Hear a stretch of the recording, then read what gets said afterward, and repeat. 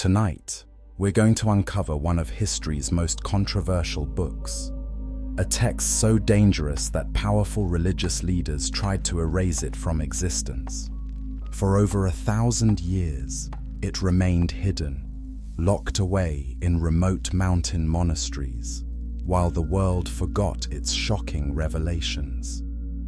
This is the story of the Book of Enoch, a forbidden text that claims to reveal the true history of humanity, fallen angels, and secrets that were never meant for human eyes. As we journey through its pages together, you'll discover why this ancient book was considered too dangerous for most people to read, and why some believe it contains truths that could change everything we think we know about our past. So find your comfortable position, let the outside world fade away, and prepare to explore mysteries that have been hidden for centuries. Whether you're here to learn something new or simply to drift peacefully into sleep, this ancient story will carry you on a journey unlike any other. Take a deep breath, relax your shoulders, and let's begin this incredible adventure into the forbidden knowledge of the Book of Enoch. Chapter 1: The Forbidden Beginning. Imagine holding a book in your hands that religious authorities desperately wanted to destroy. A book so controversial that for over 1,000 years, it vanished almost completely from the Western world. This is the reality of the Book of Enoch, one of history's most fascinating and forbidden texts. But what made this ancient book so dangerous? What secrets did it contain that powerful people felt threatened by its very existence? Tonight, as we explore its mysterious pages together, you'll discover why this text has captured imaginations for thousands of years, and why its rediscovery sent shockwaves through the scholarly world. The story begins in the mist-covered highlands of Ethiopia, where Christian monks in remote monasteries carefully guarded ancient manuscripts. While the rest of the world had forgotten the Book of Enoch, these devoted guardians preserved every word in the ancient Ge'ez language. They copied it by candlelight, protected it from invaders, and passed it down through generations, believing it contained divine truths too important to lose. Think about that for a moment. What kind of knowledge would inspire such dedication? What truths were considered so valuable that people would risk their lives to preserve them? The book tells an extraordinary story. It claims to record the experiences of Enoch, a mysterious figure mentioned only briefly in the Bible. According to Genesis, Enoch walked with God and then simply vanished because God took him. Most biblical figures live and die, but Enoch's story is different. He apparently left this world without experiencing death, transported directly to heaven while still alive. But here's where it gets interesting. The Book of Enoch doesn't just mention this event. It describes what happened next. It claims Enoch was given a guided tour of heaven, shown cosmic secrets, and appointed as a messenger between God and rebellious angels. He witnessed the judgment of supernatural beings, learned the movements of stars and planets, and saw visions of the future that would make your spine tingle. Now, you might wonder, if this book contains such amazing revelations, why isn't it in our Bibles today? Why was it hidden away instead of celebrated? The answer reveals one of history's most intriguing cover-ups. The Book of Enoch was actually quite popular in ancient times. Jewish communities read it, quoted it, and considered it authentic. Early Christians embraced it too. It's even quoted directly in the New Testament. Church fathers like Tertullian defended it passionately. For centuries, it held a place of honor alongside other sacred texts. But then something changed. Religious authorities began to feel uncomfortable with its contents. The book's vivid descriptions of fallen angels, its detailed cosmic visions, and its bold prophecies started to seem too controversial, too open to different interpretations. Gradually, it was excluded from official religious canons. Libraries stopped copying it, teachers stopped teaching it, and slowly, deliberately, it began to disappear. By the Middle Ages, the Book of Enoch had vanished so completely that many scholars believed it was just a myth, a legendary text that had never really existed. Only scattered quotes and references remained, like fragments of a shattered mirror, reflecting something that had once been whole. This deliberate erasure raises uncomfortable questions. Was the book removed because it was false, or because it revealed truths that challenged established power? Did it contain ideas that religious leaders found threatening to their authority? Or did it simply present a version of spiritual history that didn't fit with official doctrine? What we do know is that its disappearance wasn't accidental. Books don't vanish by chance. They're forgotten deliberately, suppressed systematically, or destroyed intentionally. Someone, somewhere, made the decision that this particular text was too dangerous for people to read. But secrets have a way of surviving, even when powerful people try to bury them. While European and Middle Eastern libraries lost their copies, those Ethiopian monks continued their quiet work. Generation after generation, they preserved every word, every vision, every controversial claim. They kept the forbidden knowledge alive in their mountain monasteries, waiting for the day when the world would be ready to hear it again. That day came in the 18th century, when Scottish explorer James Bruce brought 3 complete manuscripts back from Ethiopia. Suddenly, scholars who had dismissed the Book of Enoch as mythical found themselves face to face with the actual text. It was like finding a treasure everyone had assumed was lost forever. The impact was immediate and profound. Here was a book that filled in gaps in biblical history, explained mysterious references in other ancient texts, and provided detailed accounts of events that had puzzled scholars for centuries. It was as if someone had discovered a missing piece of a massive historical puzzle.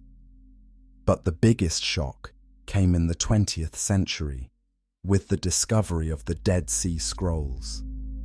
Among those ancient manuscripts, archaeologists found fragments of the Book of Enoch in its original Aramaic language. This proved beyond doubt that the text was genuinely ancient, genuinely valued by Jewish communities before the time of Christ, and genuinely authentic in its antiquity.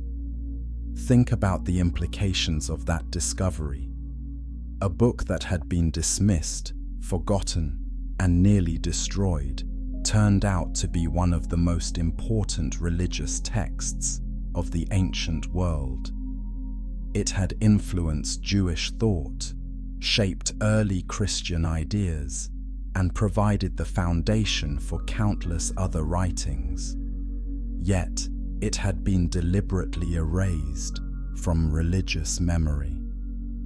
As we settle in for our long journey through this forbidden text, ask yourself, what other knowledge might have been suppressed throughout history? What other truths might be waiting in forgotten libraries, hidden manuscripts, or suppressed documents? The story of the Book of Enoch reminds us that the history we're taught isn't always the complete picture. So let your mind relax as we prepare to explore these ancient mysteries together. In the pages ahead, we'll meet fallen angels who broke heaven's laws, discover the true origins of giants and monsters, and witness cosmic visions that stretch across time itself. We'll learn why this book was considered so dangerous, and why its secrets still have the power to challenge everything we think we know about the past. The Ethiopian monks who preserved this text believed it contained divine revelations too important to lose. Whether you share their faith or simply appreciate historical mysteries, their dedication gave us the chance to explore one of humanity's most intriguing forbidden books. And that exploration begins now, with the story of a man who walked with God and lived to tell about it. Take a deep breath, let yourself sink deeper into comfort, and prepare to discover why the figure of Enoch has fascinated humanity for thousands of years. What secrets did he learn in heaven? What messages was he asked to deliver? And why did his story become so controversial that powerful people tried to erase it from human memory? The answers await us in the chapters ahead, hidden within the pages of this remarkable forbidden book. Chapter 2: The Man Who Never Died. In all of human history, there are very few people who never experienced death. According to ancient texts, Enoch was one of them. But what kind of man earns such an extraordinary fate? What makes someone so special that God apparently decides to take him directly to heaven without letting him die first? Tonight, as we explore the mystery of Enoch, you'll discover why this enigmatic figure became the center of one of history's most controversial books. His story begins simply enough, but it leads to revelations that would shake the foundations of religious thought. Picture the ancient world thousands of years ago, when lifespans stretched for centuries and humanity was still young. According to the genealogies in Genesis, people lived incredibly long lives. Adam lived 930 years. Seth lived 912 years. Methuselah, Enoch's son, lived 969 years, the longest lifespan recorded in the Bible. But when you read through these ancient family records, you notice something interesting. Each patriarch follows the same pattern. They lived a certain number of years, had children, and then they died. The text is almost rhythmic in its repetition. And he died, and he died, and he died. It's like a somber drumbeat marking the passage of generations. Then you reach Enoch, and suddenly the pattern breaks. Genesis tells us that Enoch lived 365 years, significantly shorter than his ancestors. But then it says something remarkable. Enoch walked with God. Then he was no more, because God took him. No death, no burial, no mourning. He simply vanished into the presence of the divine.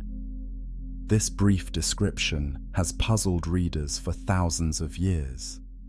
What does it mean to walk with God? How does someone just disappear because God took them? Was this a gentle death, a supernatural transformation, or something else entirely? The Book of Enoch answers these questions in extraordinary detail. According to its account, Enoch didn't just disappear.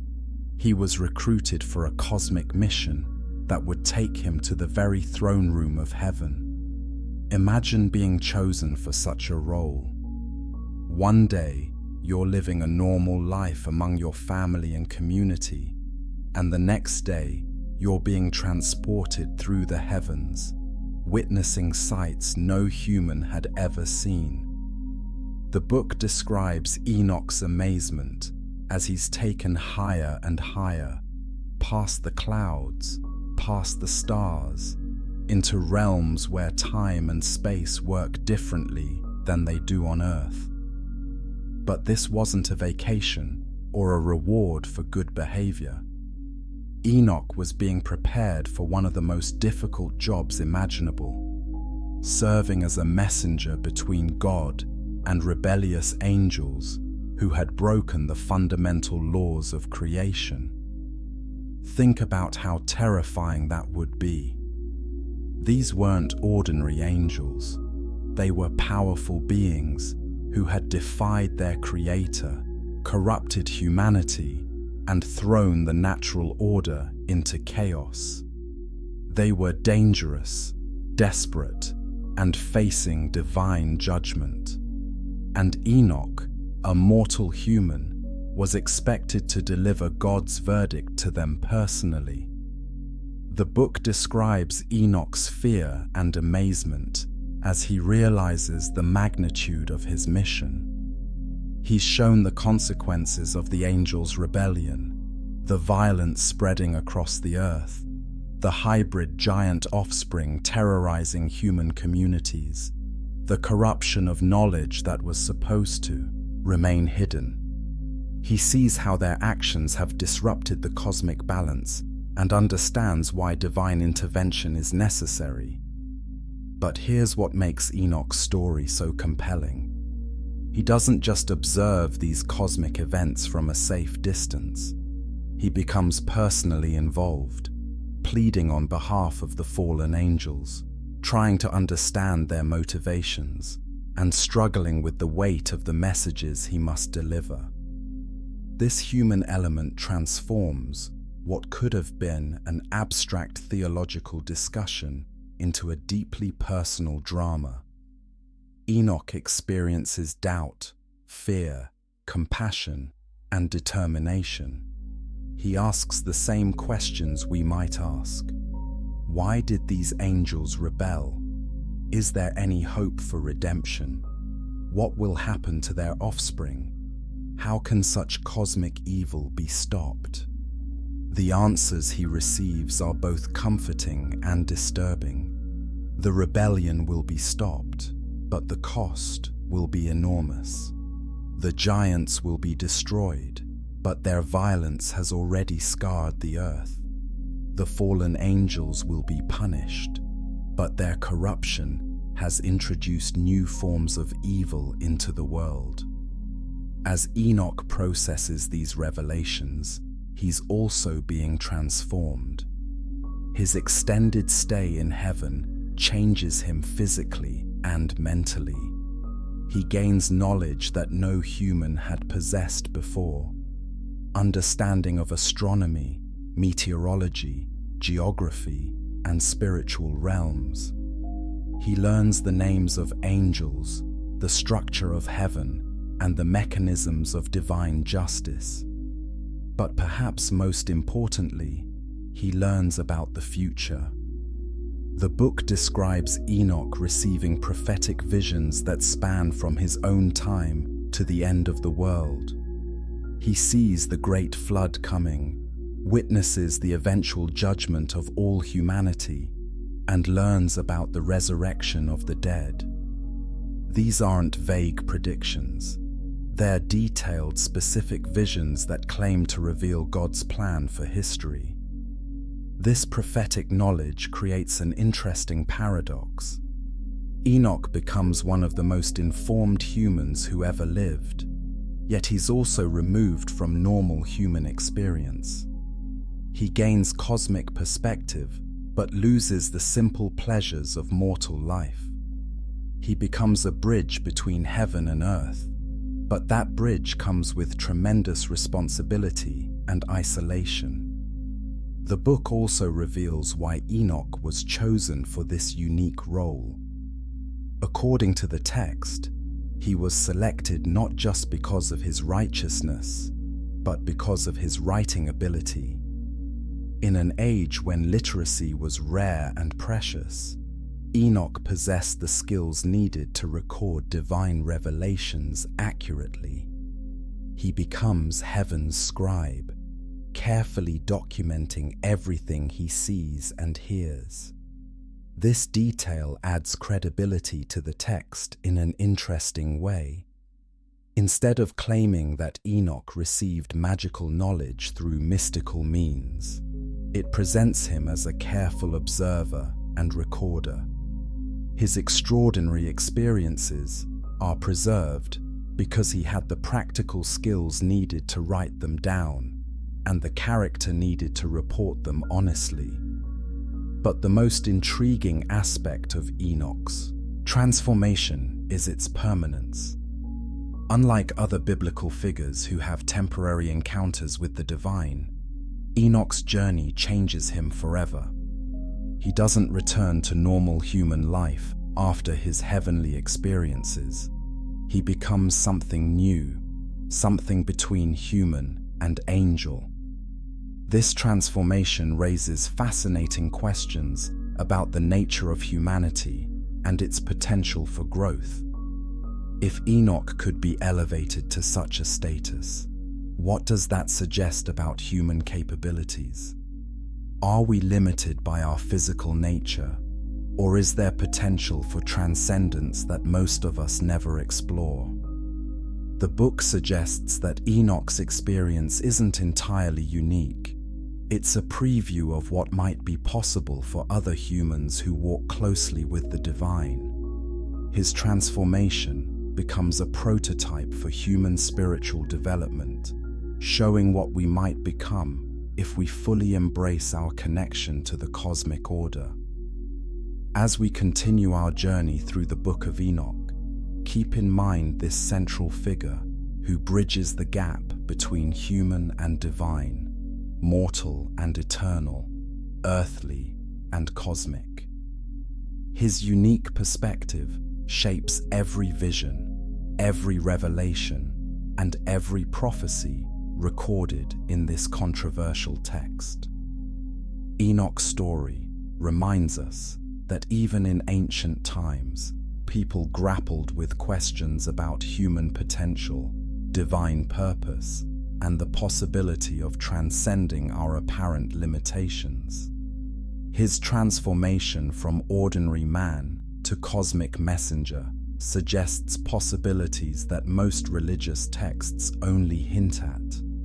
Whether you interpret his story literally or symbolically, Enoch represents humanity's deepest yearning to understand our place in the universe and our relationship with the divine. His journey from earth to heaven becomes our journey from ignorance to enlightenment, from fear to understanding, from mortality to something greater. In the next chapter, we'll explore the shocking events that made Enoch's mission necessary.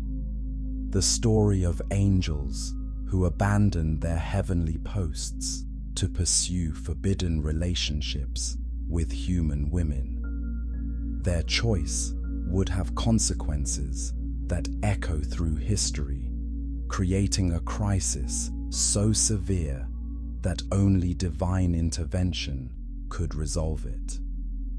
But for now, let yourself rest in the wonder of Enoch's transformation. Imagine what it would be like to walk with God so closely that the boundary between earth and heaven begins to dissolve. Feel the peace that comes from knowing that even in the ancient world, some people found ways to transcend the ordinary limitations of human existence. Sleep well, knowing that the mysteries of Enoch are just beginning to unfold. Chapter 3: Angels Among Us. What would you do if you discovered that angels had been living secretly among humans, disguised as ordinary people, watching our every move? According to the Book of Enoch, this isn't science fiction, it's ancient history, and their presence among us led to one of the most catastrophic events in human civilization. Tonight, we're going to explore the shocking story of the Watchers, a group of angels whose unauthorized mission to Earth changed everything. Their tale begins with good intentions, but spirals into a cosmic disaster that required divine intervention to resolve. As we uncover their story together, you'll see how the boundaries between heaven and earth became dangerously blurred. The concept of Watchers appears in several ancient texts, but nowhere is it explored more thoroughly than in the Book of Enoch. These weren't ordinary angels carrying out heavenly errands. They were a special class of beings, assigned to observe humanity from a distance and report back to God about human behavior. Imagine being given such a responsibility. You're stationed at the edge of heaven, looking down at the developing human civilization, taking notes on their progress, their struggles, their moral choices. You're supposed to remain detached, objective, scientific in your observations. You're watching, but not interfering. For a while, this system worked perfectly. The Watchers performed their duties faithfully, documenting human development as cities grew, families multiplied, and cultures evolved. They witnessed the spread of agriculture, the development of crafts, the formation of governments. They saw both human achievements and human failures, recording everything for heaven's archives. But then something went wrong. According to the Book of Enoch, the problem began with attraction. As the Watchers observed human women, they found themselves drawn not just to their appearance, but to their humanity itself. These divine beings, accustomed to the perfect order of heaven, became fascinated by the messy, passionate, unpredictable nature of human life. Think about what this means. Angels, who had existed in the pure light of divine presence, began to crave the earthly experiences they were only supposed to observe. They wanted to feel what humans felt, to experience physical pleasure, to participate in mortal life, rather than just watching it from above. This desire created a crisis of cosmic proportions. The Watchers had been given specific boundaries: observe, but don't interfere; watch, but don't participate. Their growing attraction to humanity represented a fundamental violation of their divine mandate. But here's where the story becomes even more intriguing. The Book of Enoch doesn't present this as a sudden, impulsive decision. Instead, it describes a carefully planned conspiracy involving hundreds of angels. The leader of this rebellion was an angel named Semjaza. But unlike many rebellious leaders in mythology, Semjaza wasn't driven by pride or hatred.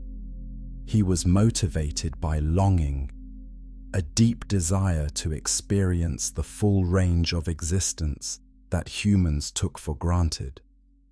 Semjaza faced a terrible dilemma. He wanted to descend to Earth and take a human wife, but he knew the consequences would be severe. If he acted alone, he would bear full responsibility for breaking heaven's law. So he devised a plan that would distribute the guilt among many participants. He gathered 199 other watchers and presented them with a proposition. They would all descend together, all take human wives, and all share the consequences. By acting as a group, no single angel would bear sole responsibility for the rebellion. This detail reveals something fascinating about angelic psychology. Even rebellious angels apparently understood concepts like peer pressure, shared responsibility, and collective action. They weren't so different from humans in their need for companionship and support when facing difficult decisions. The angels agreed to Semjaza's plan, but they knew they were crossing a line that could never be uncrossed. To formalize their commitment, they traveled to Mount Hermon, a real mountain on the border between modern Lebanon and Syria, and made a binding oath. The choice of location is significant. Mount Hermon was already considered a sacred place in the ancient world, associated with divine presence and supernatural activity. By making their pact there, the Watchers were essentially using a holy site to authorize an unholy act. The oath they swore was both solemn and desperate. They bound themselves together with curses, promising that if any angel tried to back out, the others would punish him severely. They were literally damning themselves to ensure none of them could change their minds at the last moment. Can you imagine the weight of that moment? 200 divine beings standing on a sacred mountain, knowingly choosing to rebel against their Creator for the sake of experiencing human love. They understood the risks, but their desire for earthly connection was stronger than their fear of divine punishment. Once the oath was made, there was no turning back. The Watchers descended from their heavenly posts and began appearing among human communities, disguised as extraordinary men. They were taller, stronger, and more beautiful than ordinary humans, but not so obviously different that people immediately recognized them as angels. At first, their presence must have seemed like a blessing to human communities. These mysterious strangers possessed knowledge and abilities far beyond normal human capabilities. They understood astronomy, metallurgy, agriculture, and medicine in ways that seemed miraculous to primitive civilizations. But the Watchers hadn't come to Earth to help humanity advance. They had come for personal reasons, to experience the physical and emotional intimacy that marriage offered. They chose wives from among the most beautiful human women and began living as married couples within human society. The Book of Enoch names many of these fallen angels and describes their specific roles in the corruption that followed. Azazel taught humans how to make weapons and armor. Armaros taught the resolving of enchantments. Barakijal taught astrology. Kokabel taught the constellations. Each angel shared knowledge that had been forbidden to humanity. This unauthorized education had devastating consequences. Humans suddenly possessed technologies and abilities they weren't ready to handle responsibly. They learned to make sophisticated weapons, but hadn't developed the wisdom to use them peacefully. They gained access to powerful magical practices, but lacked the moral foundation to resist temptation. The result was an explosion of violence, corruption, and chaos that spread across the ancient world. What had begun as a love story between angels and humans became a nightmare of warfare, oppression, and supernatural horror. But even worse consequences were coming. The unions between Watchers and human women produced offspring, children who inherited supernatural abilities from their angelic fathers, but were raised in the corrupt human society their presence had helped create. These hybrid children would grow into the giants known as Nephilim, beings whose very existence threatened the survival of ordinary humanity. Their story and the global catastrophe they would trigger awaits us in the next chapter. As you rest tonight, consider the profound questions raised by the Watchers' rebellion. What happens when beings with good intentions cross boundaries they were meant to respect? How do personal desires sometimes conflict with cosmic responsibilities? And what are the consequences when advanced knowledge is shared before people are ready to use it wisely? The story of the Watchers reminds us that even divine beings face moral choices, and that those choices can have consequences far beyond what anyone imagines.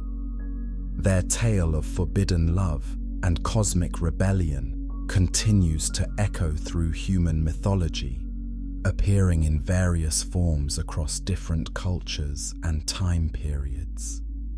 Sleep peacefully, knowing that tomorrow we'll explore the terrifying offspring of these angel-human unions and discover why their existence threatened the very survival of our species.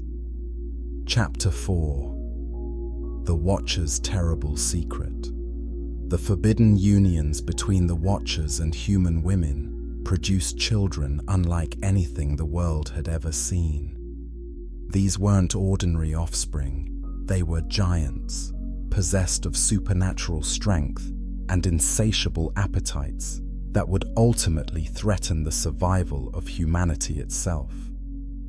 Tonight, we'll explore the dark consequences of the angels' rebellion and discover why their hybrid children became one of history's most terrifying legends. Imagine being alive when these beings first appeared. At birth, they would have seemed remarkable, but not necessarily threatening. Perhaps they were larger than normal babies, stronger, more alert. Their mothers might have felt proud to have given birth to such extraordinary children, not knowing the horror that would unfold as these hybrid beings matured. According to the Book of Enoch, these children, known as the Nephilim, grew at an alarming rate. They didn't follow normal human development patterns. Instead of taking years to reach maturity, they achieved adult size and strength in a fraction of the normal time. Their angelic heritage gave them abilities that far exceeded anything ordinary humans possessed. But their rapid growth created an immediate problem: appetite. These giants required enormous amounts of food to sustain their massive bodies and accelerated development. At first, human communities tried to provide for them, viewing them as special children who deserved extra care and attention. However, as the Nephilim continued growing, their food requirements became impossible to meet through normal means. They consumed entire harvests, whole herds of livestock, and depleted the food stores that human communities depended on for survival. What had begun as generous provision became an unsustainable burden. The Book of Enoch describes this escalation in chilling detail. When ordinary food became scarce, the giants turned to hunting wild animals, consuming entire species faster than they could reproduce. Forests that had teemed with game became empty wastelands. Rivers that had been filled with fish were drained of life. But even this wasn't enough. The text tells us that when the supply of animals was exhausted, the Nephilim made a choice that transformed them from merely problematic to genuinely monstrous. They began hunting humans. Picture the terror this must have caused in ancient communities. These beings had grown up among them, had been children in their villages, had been accepted as part of their extended families. Now they were stalking through the night, treating former neighbors as prey to be consumed. The cannibalistic turn marked a complete breakdown of the natural order. The Nephilim had retained enough human intelligence to organize themselves, to plan their hunting strategies, to coordinate their attacks. But they had lost any sense of moral restraint or emotional connection to their human relatives. This creates one of the most disturbing aspects of their story. These weren't mindless monsters acting on pure instinct. They were intelligent beings who consciously chose to prey upon their own kind. They understood the horror they were causing, but their supernatural appetites had grown stronger than any moral considerations. The Book of Enoch also describes how the giants began fighting among themselves. Their competition for food and territory led to violent conflicts that devastated entire regions. When creatures with supernatural strength go to war, the collateral damage affects everyone around them. Imagine cities being destroyed not by armies or natural disasters, but by individual beings whose personal quarrels could level buildings and reshape landscapes. The text suggests that some of the geographic features of the ancient world were actually scars left by these titanic conflicts. But the physical destruction was only part of the problem. The Nephilim also inherited forbidden knowledge from their angelic fathers, and they used this knowledge in ways that further corrupted human civilization. Some giants became warlords, using their superior strength and supernatural insights to dominate human populations. They established kingdoms based on terror and oppression, ruling through fear rather than justice.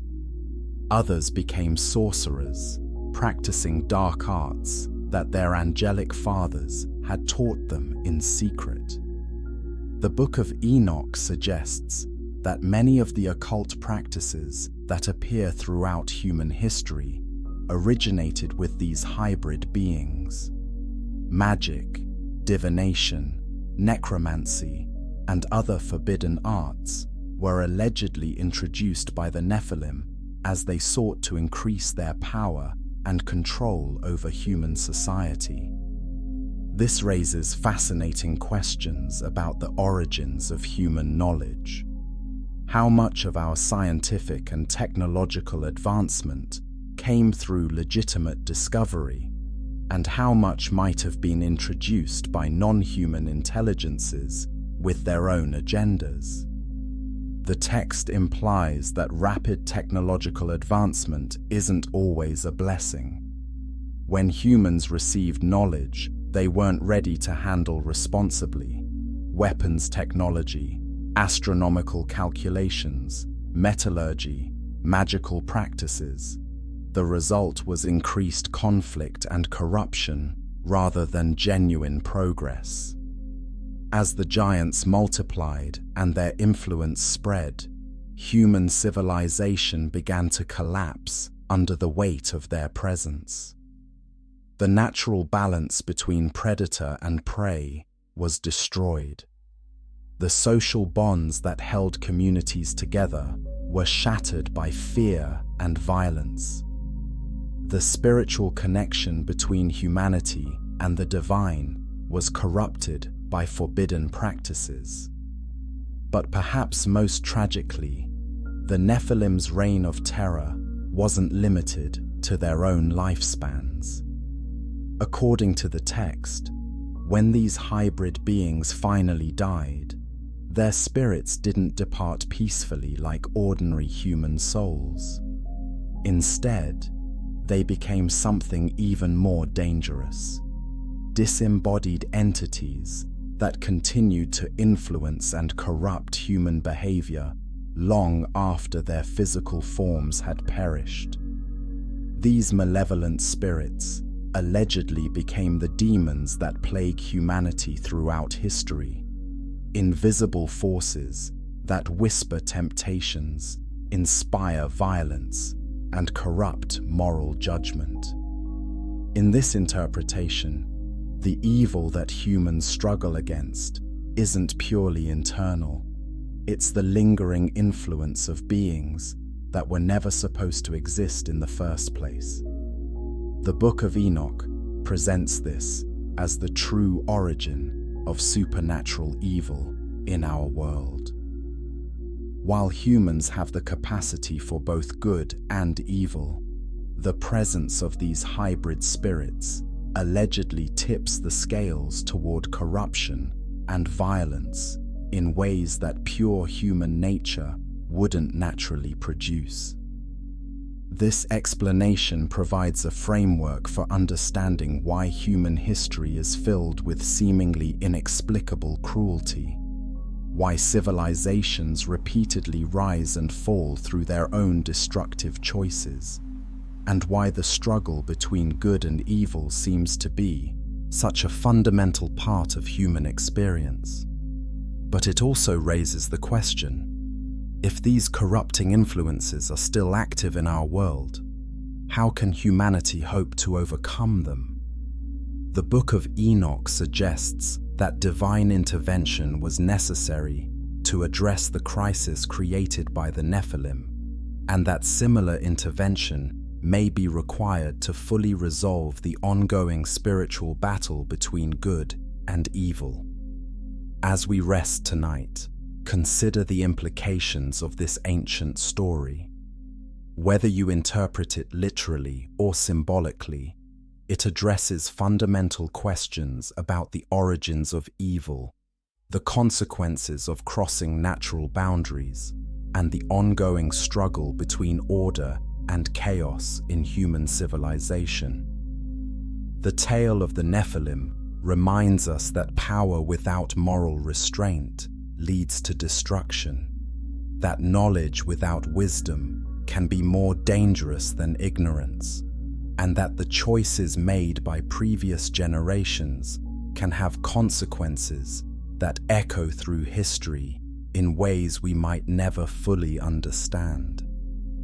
In our next chapter, we'll explore how the crisis created by the Watchers and their offspring finally prompted divine intervention, leading to one of the most dramatic acts of cosmic justice described in any ancient text. The judgment that was coming would reshape the earth itself and establish new boundaries between the divine and human realms. Sleep peacefully, knowing that even in the darkest stories, there are often seeds of hope and redemption waiting to unfold. Chapter 5: Children of Giants. The offspring of the Watchers and human women grew into something the world had never seen before, and hopefully will never see again. These beings, known as the Nephilim, became living proof that some boundaries should never be crossed. Tonight, we'll explore their terrifying legacy and discover why their very existence threatened to destroy the natural order of creation itself. Picture a world where your neighbor's children grow to the size of trees, possess the strength of a dozen men, and view ordinary humans as nothing more than food to be consumed. This wasn't mythology to the people living through it. It was a daily nightmare that transformed human civilization into a desperate struggle for survival. The Book of Enoch provides disturbing details about how these giants developed. Unlike normal children who grow gradually over many years, the Nephilim reached enormous size in just a few months. Their human mothers often died in childbirth, unable to survive delivering such massive offspring. Those who survived the birth process were often abandoned or killed by their own children as the giants' appetites grew beyond what any human family could provide. But the physical size wasn't the most frightening aspect of these beings. They inherited intellectual capabilities from their angelic fathers that made them incredibly dangerous opponents. They understood strategy, could plan complex operations, and possessed knowledge about the natural world. That gave them significant advantages over ordinary humans. Imagine trying to hide from predators who could track you across vast distances, who understood your behavior patterns better than you understood them yourself, and who could anticipate your escape routes before you even planned them. The Nephilim weren't just bigger and stronger than humans. They were smarter in ways that made resistance seem hopeless. The Book of Enoch describes how these giants organized themselves into hunting parties, dividing up territories and coordinating their attacks on human settlements. They developed techniques for capturing large numbers of people at once, creating a sustainable food supply that could support their enormous appetites. But perhaps most disturbing of all, they apparently enjoyed the process. These weren't desperate creatures driven by starvation to commit horrible acts. They were intelligent beings who chose cruelty as a form of entertainment. They tortured their victims before consuming them, developed elaborate methods of causing fear and suffering, and seemed to take pleasure in the terror they created. This sadistic element suggests that the Nephilim had inherited something more than just physical traits from their angelic fathers. They possessed a capacity for evil that went beyond anything natural selection might have produced. Their cruelty seemed to be an expression of spiritual corruption rather than mere survival instinct. The text also describes how the giants began to turn on each other as human populations declined. When prey became scarce, they started hunting their own kind, creating a cannibalistic nightmare that consumed even the monsters themselves. Some scholars interpret this as evidence that evil ultimately destroys itself, but the process caused immense suffering for everyone caught in the crossfire. As these conflicts escalated, the environmental damage became catastrophic. Entire regions were depopulated, not just by the giants' appetites, but by the destruction caused by their wars against each other. Forests burned, rivers were polluted with blood, and the land itself seemed to cry out in anguish. The Book of Enoch presents this ecological devastation as evidence that the natural world was rejecting the presence of these hybrid beings. They were so fundamentally opposed to the created order that their very existence caused the earth to rebel against them. But the giants weren't just destroying the physical world. They were corrupting human society in even more insidious ways. Those humans who survived their predation often tried to appease them through worship and sacrifice. Some communities began treating the Nephilim as gods, offering tribute in hopes of being spared from their violence. This created a twisted form of religion based on fear rather than love, power rather than justice. Humans began sacrificing their own children to feed the giants, believing that voluntary offerings might satisfy their appetites better than being hunted like animals. The psychological impact of living under such conditions must have been devastating. Imagine raising children knowing they might be consumed by monsters at any moment. Picture trying to build a community when supernatural predators could destroy everything you'd worked for on a whim. Consider the despair of watching your species slowly being driven toward extinction by beings that had once been your neighbor's children. Under such extreme conditions, human moral systems began to break down. People became willing to do anything: betray friends, sacrifice family members, abandon all ethical principles, if it might increase their chances of survival for another day. The Book of Enoch suggests that this moral corruption was even more dangerous than the physical threat posed by the giants themselves. While the Nephilim could destroy human bodies, the fear they created was destroying human souls, turning people into creatures capable of the same cruelty they were trying to escape. This creates a fascinating parallel to modern discussions about the effects of trauma and oppression on human behavior. When people are subjected to extreme stress over extended periods, they often develop coping mechanisms that can be destructive to themselves and others. The Book of Enoch seems to be exploring similar themes through its fantastical narrative. But the text also suggests that not all humans succumbed to this corruption.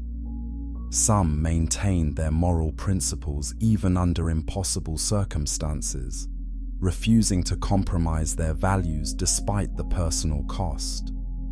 These individuals became the remnant that would preserve human dignity and spiritual connection through the darkest period in history. The giants' reign of terror couldn't continue indefinitely. Their unsustainable appetites, their destructive conflicts, and their corruption of human society created a crisis so severe that it demanded intervention from the highest levels of cosmic authority. According to the Book of Enoch, the cries of the earth itself eventually reached heaven, prompting a response that would reshape the world and establish new boundaries between the divine and human realms. The judgment that was coming would be swift, decisive, and absolute, leaving no room for the giants to continue their destruction of the natural order. The story of the Nephilim serves as a powerful warning about the consequences of crossing fundamental boundaries in nature. Whether interpreted literally or symbolically, it addresses questions about genetic manipulation, the responsible use of advanced knowledge, and the dangers of pursuing power without moral restraint. As you rest tonight, consider how this ancient tale might relate to modern concerns about technology, genetic engineering, and the potential consequences of human enhancement. The Book of Enoch suggests that some experiments are too dangerous to attempt, regardless of the potential benefits they might offer. The giant story also reminds us that corruption tends to accelerate over time if left unchecked. What begins as a small violation of natural law can quickly spiral into existential threats that affect entire civilizations. This pattern appears throughout human history, suggesting that the Book of Enoch was addressing timeless concerns about moral responsibility and the need for ethical boundaries. In our next chapter, we'll explore the divine response to this crisis and discover how cosmic justice was administered to beings who had grown too dangerous to be allowed to continue their reign of terror. The judgment that followed would reset the world and establish new protections for humanity. Sleep well, knowing that even in the darkest stories, there are often turning points where justice finally prevails over chaos. Chapter 6: The Judgment from Above.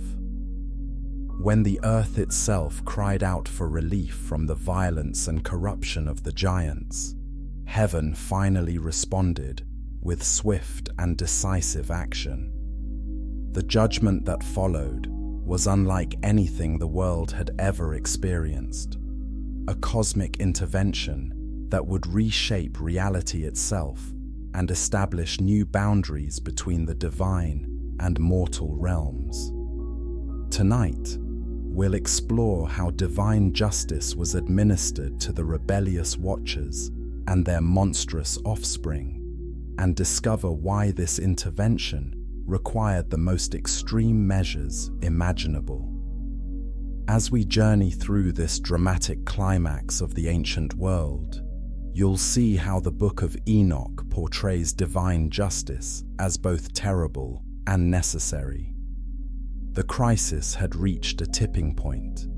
Human civilization teetered on the edge of extinction, terrorized by giants who consumed everything in their path. The natural world groaned under the weight of corruption introduced by forbidden knowledge. Even the spiritual realm had been polluted by the presence of beings who were never supposed to exist. According to the Book of Enoch, this situation couldn't be allowed to continue. The fundamental order of creation was at stake, and only intervention from the highest levels of divine authority could restore balance to a world spiraling toward chaos.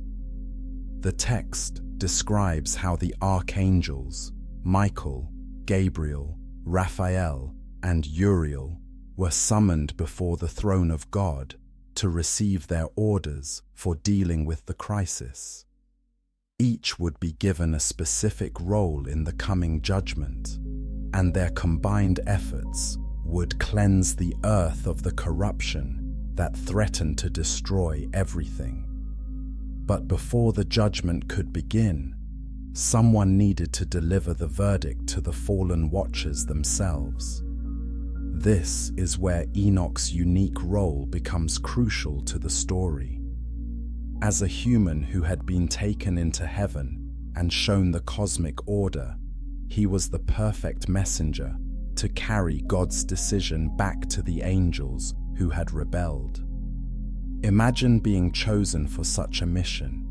You're asked to confront powerful supernatural beings who have already demonstrated their willingness to break divine law and inform them that their time is up. These aren't ordinary criminals facing human justice. They're fallen angels whose supernatural abilities make them incredibly dangerous when cornered. The Book of Enoch describes Enoch's fear and uncertainty as he approaches the Watchers with his message, but it also shows his determination to fulfill his divine mission, regardless of the personal risk. This human courage in the face of supernatural terror adds an emotional dimension to what could otherwise be an abstract theological discussion. When Enoch delivers the verdict, the fallen angels react with desperation rather than repentance. They beg him to intercede on their behalf, to petition God for mercy, to find some way to avoid the punishment they know they deserve. But their pleas are futile. The damage they've caused is too extensive. The corruption they've introduced too fundamental for forgiveness to be possible. This scene raises profound questions about justice, mercy, and the point of no return in moral decision-making. The Watchers had been given positions of tremendous trust and responsibility. Their betrayal of that trust had consequences that extended far beyond their personal choices, affecting the entire created order. In such cases, the text suggests, mercy must be balanced against the need to protect innocent life. The judgment itself unfolds in multiple phases, each designed to address different aspects of the crisis. First, the fallen Watchers are bound and imprisoned in places of darkness, where they will remain until the final judgment. The text describes them being chained under mountains, cast into deep valleys, or sealed in underground chambers where they can no longer influence human affairs. This imprisonment serves multiple purposes. It removes the source of corruption from the world, prevents the Watchers from teaching more forbidden knowledge to humans, and ensures they can't produce additional hybrid offspring. But it also preserves them for a future reckoning, suggesting that their punishment is not yet complete. Meanwhile, their giant offspring face immediate and total destruction. Unlike their angelic fathers, the Nephilim are not imprisoned. They are eliminated entirely. The text describes how they are turned against each other in final destructive battles, consuming themselves in an orgy of violence that finally ends their reign of terror. But even this isn't sufficient to fully cleanse the world. The corruption introduced by the Watchers has penetrated too deeply into human society, creating patterns of violence and moral decay that will persist long after the giants are gone. Something more drastic is needed to reset human civilization. That something is the Great Flood, described in the Book of Enoch as both a natural disaster and a supernatural cleansing. The waters don't just wash away the physical evidence of the giants' presence. They purify the spiritual atmosphere that had been polluted by their existence. The text presents Noah's family as the carefully preserved remnant of uncorrupted humanity, protected in their ark while the waters rise to cover even the highest mountains. They represent hope for a new beginning, the possibility that human civilization can be rebuilt on a foundation of righteousness rather than fear. But the flood doesn't solve every problem created by the Watchers' rebellion. According to the Book of Enoch, the spirits of the dead Nephilim continue to roam the earth as demons, invisible influences that tempt and corrupt future generations. This explains why human history after the flood continues to be marked by violence and moral failure. The judgment also establishes new boundaries and protections designed to prevent similar crises in the future. Angels are given more restricted roles, with clearer limits on their interaction with human affairs. Humans are provided with enhanced spiritual guidance to help them resist demonic influence. And the natural world is restructured to make it more difficult for supernatural beings to disrupt the created order. These changes represent a kind of cosmic learning experience, where the divine administration adapts its methods based on the lessons learned from the Watcher's rebellion. The text suggests that even God's governance of the universe can evolve and improve in response to unexpected challenges. The Book of Enoch presents this judgment not as arbitrary punishment, but as necessary surgery to remove a spiritual cancer that threatened to destroy everything good in creation. The fallen angels and their offspring had become so corrupted that redemption was no longer possible, leaving destruction as the only option that could preserve the innocent. This raises difficult questions about the nature of evil and the limits of forgiveness. At what point does corruption become so complete that it can't be reformed, only removed? How do we balance compassion for individuals against protection for communities? These are questions that remain relevant in every generation. As you drift towards sleep tonight, consider the profound themes raised by this ancient judgment story.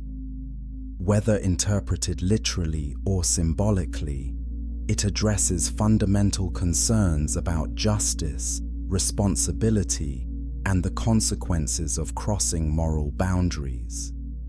The tale reminds us that actions have consequences that extend far beyond the individuals who make the choices. The Watcher's personal decisions to pursue forbidden relationships created a global crisis that affected every living thing. Their story serves as a warning about the responsibility that comes with power and knowledge. But it also offers hope. Even when corruption seems overwhelming, even when evil appears to be winning, the text suggests that justice will ultimately prevail. The natural order has built-in protections that prevent chaos from reigning indefinitely. Divine intervention, when it comes, is decisive and effective. In our next chapter, we'll explore the remarkable astronomical knowledge contained in the Book of Enoch and discover how the ancient text claims to reveal the hidden mechanisms that govern time, seasons, and celestial movements. This shift from dramatic narrative to precise scientific observation reveals another dimension of Enoch's heavenly education. Rest peacefully, knowing that the story of judgment is also a story of renewal and hope for the future. Chapter 7. Secrets of Heaven's Calendar. Deep within the Book of Enoch lies one of its most mysterious sections, a detailed astronomical guide that claims to reveal the secret mechanisms governing time itself. Unlike the dramatic stories of fallen angels and cosmic judgment, this portion reads like a technical manual, filled with precise measurements and mathematical calculations that seem impossibly advanced for its ancient origins. Tonight, as we explore these celestial secrets together, you'll discover why this astronomical knowledge was considered so important that it was preserved alongside stories of angels and giants. The text suggests that understanding the true movements of the heavens is essential for maintaining proper spiritual connection with the divine order. Imagine being taken on a guided tour of the cosmos by an angel, learning not just the names of stars and planets, but the hidden laws that govern their movements. According to the Book of Enoch, this is exactly what happened to Enoch during his heavenly journey. The angel Uriel became his cosmic instructor, revealing astronomical secrets that had been hidden from human knowledge. The level of detail in these descriptions is remarkable. The text doesn't just mention that the sun and moon move across the sky. It provides specific measurements of their paths, explains the mechanisms that cause seasonal changes, and offers precise calculations for tracking celestial cycles over long periods of time. For example, the book describes 12 portals or gates in the eastern and western horizons, through which the sun rises and sets at different times of the year. As the seasons progress, the sun moves from one portal to another, creating the changing patterns of daylight and darkness that mark the passage of time. This isn't casual stargazing, it's systematic astronomy that required careful observation over many years. Someone had to track the sun's position day after day, season after season, to develop the precise measurements recorded in the text. The question is, who possessed such advanced observational skills in the ancient world? The book also presents a complete calendar system based on a 364-day year, divided into 4 seasons of exactly 91 days each. This creates a perfectly symmetrical calendar where each season begins on the same day of the week, making it much easier to predict festivals and religious observances. But here's where it gets interesting. A 364-day calendar doesn't match the actual length of the solar year, which is approximately 365.25 days. Without periodic adjustments, such a calendar would gradually drift out of sync with the real seasons. Yet the Book of Enoch presents this system as divinely revealed truth, superior to other calendar methods used in the ancient world.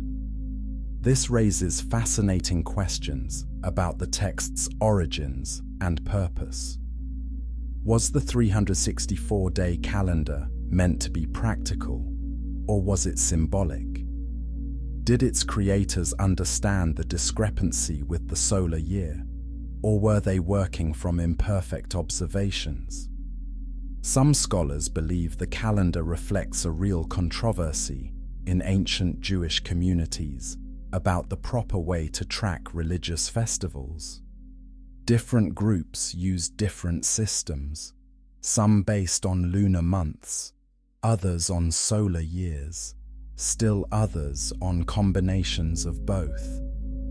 The Book of Enoch's insistence on its particular method might have been an attempt to establish one system as uniquely correct. The text certainly presents its calendar with religious authority, claiming that deviation from the proper system leads to spiritual corruption. Those who follow other methods are described as walking in error, celebrating holy days at the wrong times, and disrupting their connection with divine truth. This connection between astronomy and spirituality might seem strange to modern readers, but it was common in the ancient world. Many cultures viewed the movements of celestial bodies as direct expressions of divine will, making accurate observation a form of religious duty. The Book of Enoch takes this connection even further, suggesting that the angels themselves are responsible for maintaining cosmic order. Different angelic beings are assigned to guide the sun, moon, and stars along their proper paths, ensuring that time flows according to divine plan. When these angels fulfill their duties correctly, the text suggests everything works harmoniously. Seasons follow their proper sequence, harvests occur at the right times, and human society can function according to predictable patterns. But when celestial order is disrupted, as it was during the rebellion of the Watchers, chaos spreads throughout the created world. This creates an interesting parallel between cosmic and moral order. Just as the stars must follow their assigned paths to maintain universal harmony, humans must follow moral laws to maintain social harmony. Deviation from either system leads to confusion and corruption. The astronomical section also describes Enoch's journey through different heavenly realms, each with its own unique characteristics and inhabitants. He visits the storehouses where wind, rain, and snow are kept before being released on Earth. He sees the places where lightning is formed and learns how thunder is created. These descriptions blend scientific observation with mythological imagery in ways that can be both illuminating and puzzling. Some passages seem to describe natural phenomena with remarkable accuracy, while others use symbolic language that resists literal interpretation. For instance, the text describes the moon as having its light gradually eaten or consumed during its waning phases, then restored during waxing. This could be an ancient way of explaining lunar phases, or it might be purely metaphorical language about spiritual cycles. Similarly, the book's descriptions of star movements sometimes match actual astronomical observations, while other passages seem to describe spiritual rather than physical realities. This blending of scientific and religious language creates a unique perspective on the relationship between observable nature and invisible spiritual forces. The precision of some calculations in the astronomical section has led some researchers to wonder whether the ancient authors had access to observational tools or methods that have been lost to history. Stone circles, horizon markers, and other archaeological structures from the ancient world suggest that sophisticated astronomical observation was possible with relatively simple technology. But the Book of Enoch's astronomical knowledge goes beyond what careful observation alone might provide. It includes information about distant celestial bodies, complex mathematical relationships, and long-term cycles that would require advanced understanding of cosmic mechanics. This has led to various theories about the source of this knowledge. Some suggest it was passed down from earlier civilizations with more advanced scientific capabilities. Others propose that it was developed by communities of dedicated astronomers working over many generations. Still others take the text's claims literally, believing it represents genuine divine revelation. Whatever its source, the astronomical section serves an important function within the larger Book of Enoch. It establishes the cosmic context for the dramatic events described in other sections, showing how angelic rebellion disrupted not just human society, but the fundamental order of creation itself. The calendar disputes it addresses also reveal the practical concerns of ancient religious communities. When different groups celebrate festivals on different dates, it creates confusion about religious authority and proper practice. The Book of Enoch's insistence on its particular system was an attempt to resolve such disputes by appealing to divine revelation. As you rest tonight, consider the profound implications of this ancient astronomical knowledge. Whether you interpret it as primitive science, sophisticated observation, or genuine revelation. It represents humanity's ancient desire to understand our place in the cosmic order. The text reminds us that time, seasons, and celestial movements were once viewed as sacred mysteries rather than mechanical processes. Our ancestors saw spiritual significance in the movements of stars and planets, finding divine messages in the patterns of day and night, summer and winter. In our increasingly technological world, we might benefit from recovering some of that sense of wonder about the cosmos. The Book of Enoch suggests that understanding the heavens is not just an intellectual exercise, but a spiritual discipline that connects us with the divine order that governs all existence.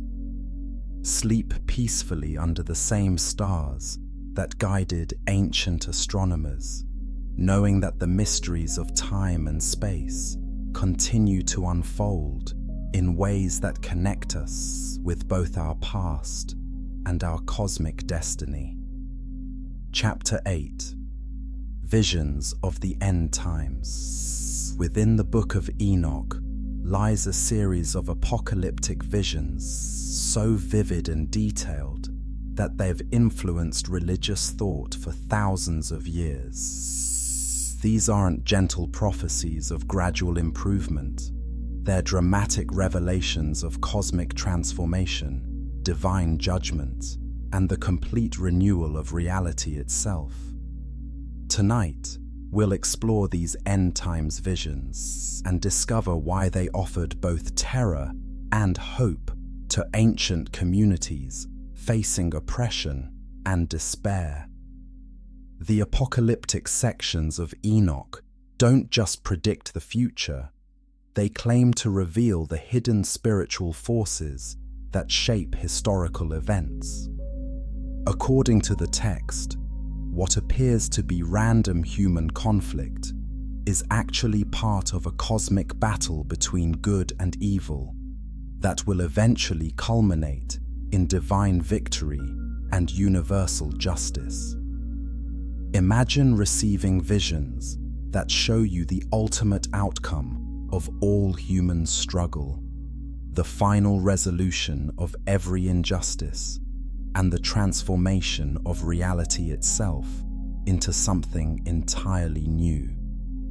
This is what the Book of Enoch claims happened to its ancient prophet, and these revelations became some of the most influential apocalyptic literature ever written. The visions begin with scenes of judgment against corrupt rulers and oppressive systems.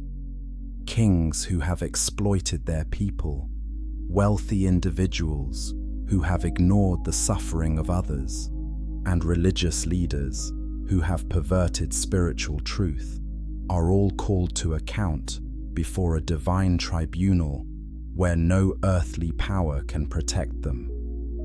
But this isn't just political commentary disguised as prophecy. The text presents these judgments as part of a larger cosmic process where the hidden spiritual realities behind human events are finally revealed and addressed. Those who seemed powerful on earth are shown to be powerless against divine justice, while those who suffered in obscurity are vindicated and rewarded. The central figure in many of these visions is a mysterious character called the Son of Man, a pre-existent being who has been hidden with God from the beginning of time and who will be revealed at the appointed moment to execute judgment and establish divine rule on earth. This Son of Man is described in terms that blend human and divine characteristics. He appears as a person, but possesses supernatural wisdom, authority, and power that far exceed normal human capabilities. He serves as both judge and redeemer, condemning the wicked while offering salvation to the righteous. The parallels between these descriptions and later Christian teachings about Jesus are striking and have led to extensive scholarly debate about the relationship between the Book of Enoch and early Christian thought. Did the Gospel writers draw inspiration from Enoch's visions, or were both traditions accessing similar prophetic themes that were circulating in the ancient world? The Son of Man in Enoch's visions doesn't just judge individuals, he transforms the entire cosmic order. The text describes how his reign will bring about changes in the physical world itself, with mountains and seas responding to divine authority in ways that restore the original harmony of creation. These cosmic transformations include the renewal of the Earth's surface, the restoration of perfect climate conditions, and the elimination of all sources of corruption and decay. It's a vision of reality remade according to divine specifications, where the natural world operates according to principles of justice and harmony rather than struggle and death. But the most remarkable aspect of these visions is their treatment of resurrection and eternal life. The Book of Enoch doesn't just promise that good people will be rewarded after death.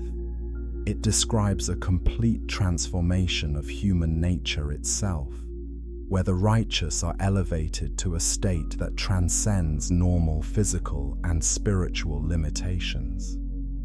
This transformation is presented not as an escape from material reality, but as its ultimate fulfillment. The resurrected righteous don't flee to some distant heaven. They inherit a renewed earth where they can experience the full potential of embodied existence without the corruption and suffering that currently limit human experience. The text also addresses one of the most troubling questions in apocalyptic literature. What happens to those who have already died before these transformations occur? Enoch's visions describe elaborate processes by which the spirits of the departed are sorted according to their earthly behavior and assigned to different fates in the afterlife. The righteous dead are shown dwelling in places of light and peace, awaiting the time when they will be resurrected to participate in the renewed creation. The wicked dead are confined to places of darkness and torment, where they experience the consequences of their choices while remaining conscious of what they have lost. But perhaps most intriguingly, the text describes intermediate categories of souls who were neither perfectly righteous nor completely wicked during their earthly lives.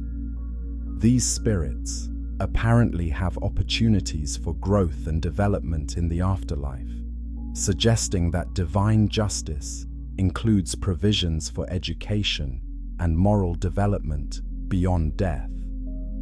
This nuanced view of afterlife judgment stands in contrast to simpler binary systems that divide all souls into saved and damned categories. The Book of Enoch presents a more complex picture where divine mercy and justice work together in ways that account for the varying degrees of moral development achieved by different individuals. The visions also address questions about the timing and sequence of end times events. Unlike some apocalyptic literature that presents the final judgment as a single dramatic moment, Enoch describes a series of phases where different aspects of cosmic renewal unfold over extended periods.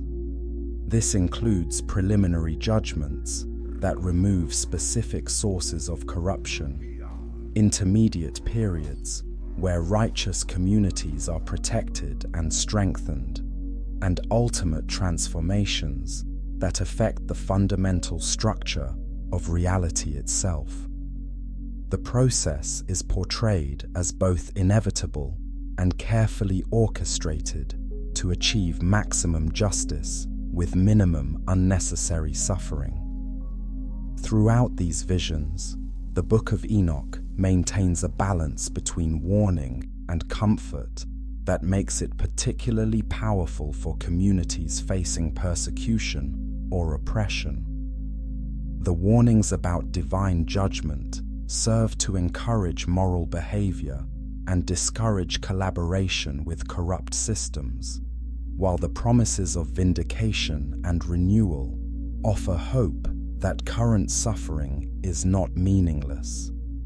This dual function, moral instruction combined with emotional comfort, helps explain why apocalyptic literature like the Book of Enoch became so popular in ancient communities that were struggling under foreign rule or social injustice.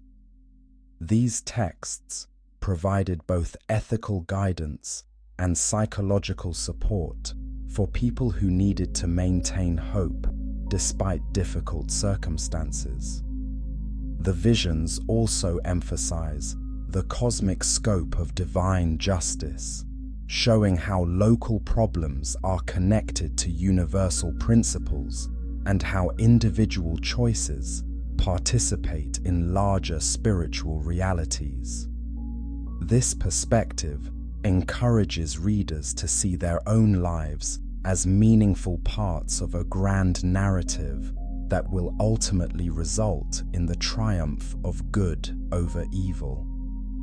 As you rest tonight, consider how these ancient visions might speak to contemporary concerns about justice, suffering, and hope for the future.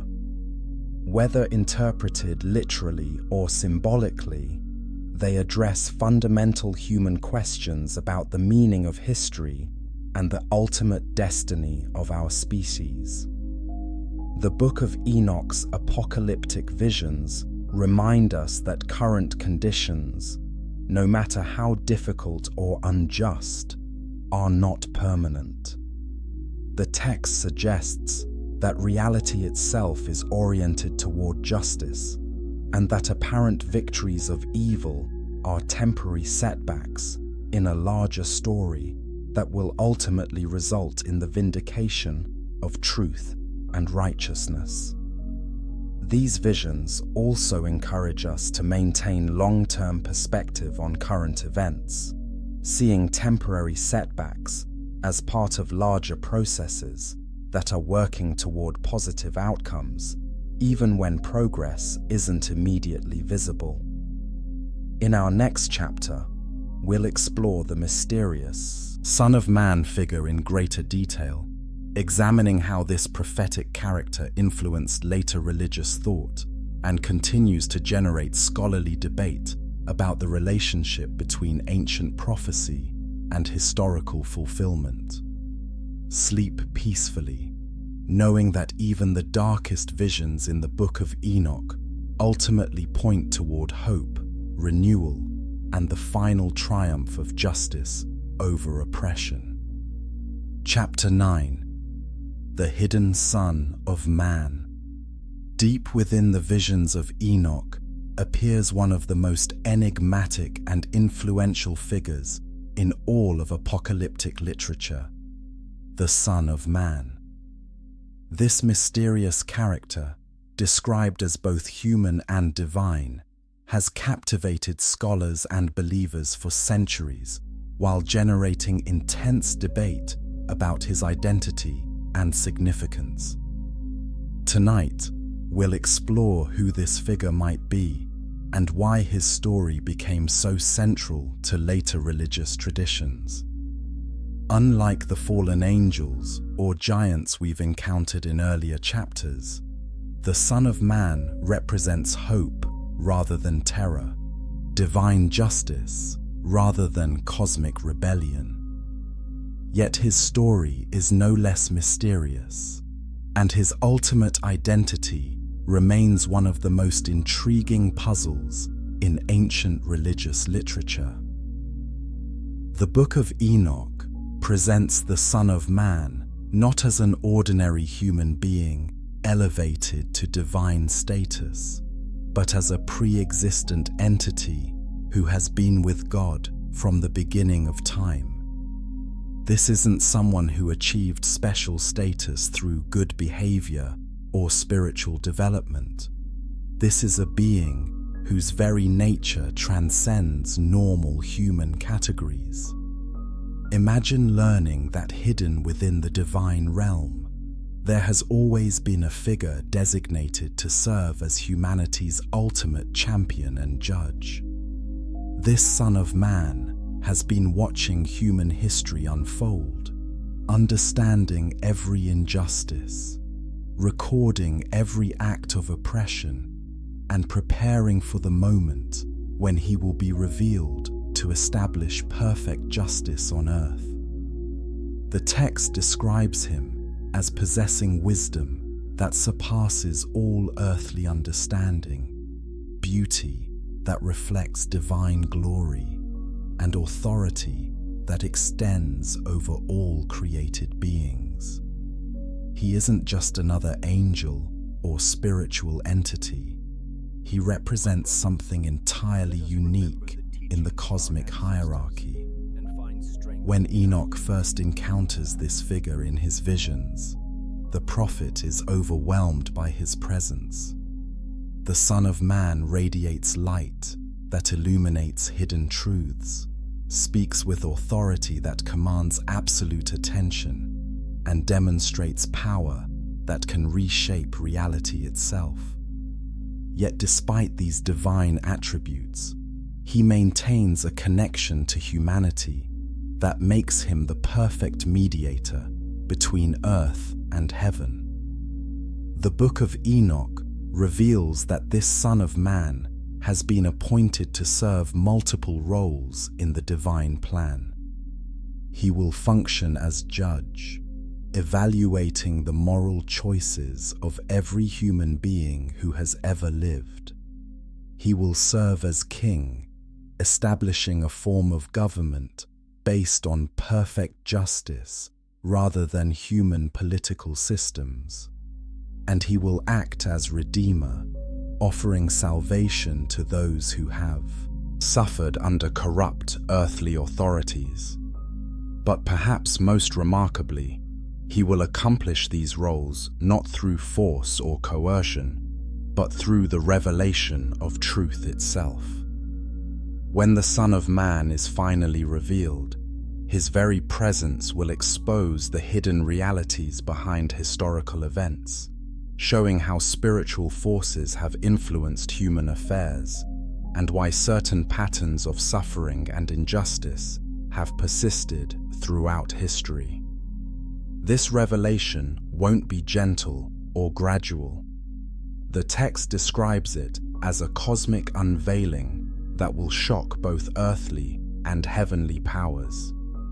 Kings and rulers who have oppressed their people will suddenly understand the true nature of their accountability. Wealthy individuals who have ignored suffering will see the spiritual consequences of their choices. Religious leaders who have perverted divine truth will face the reality of their deception.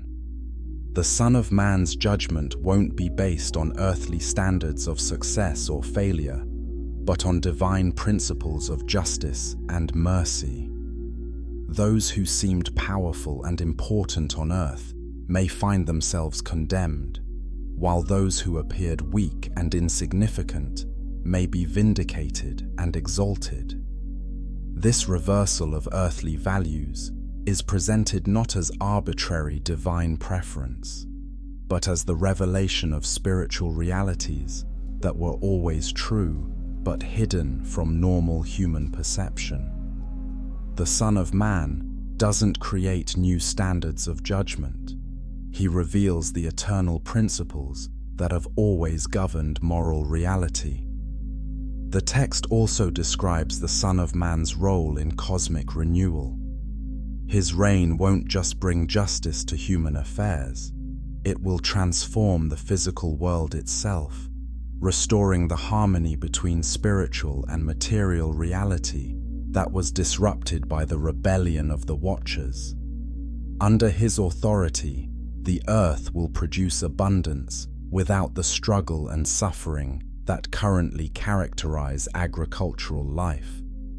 Wild animals will lose their predatory nature and live peacefully alongside humans and each other. Even the climate will be perfected, providing ideal conditions for all forms of life to flourish. But the most remarkable transformation will occur in human nature itself.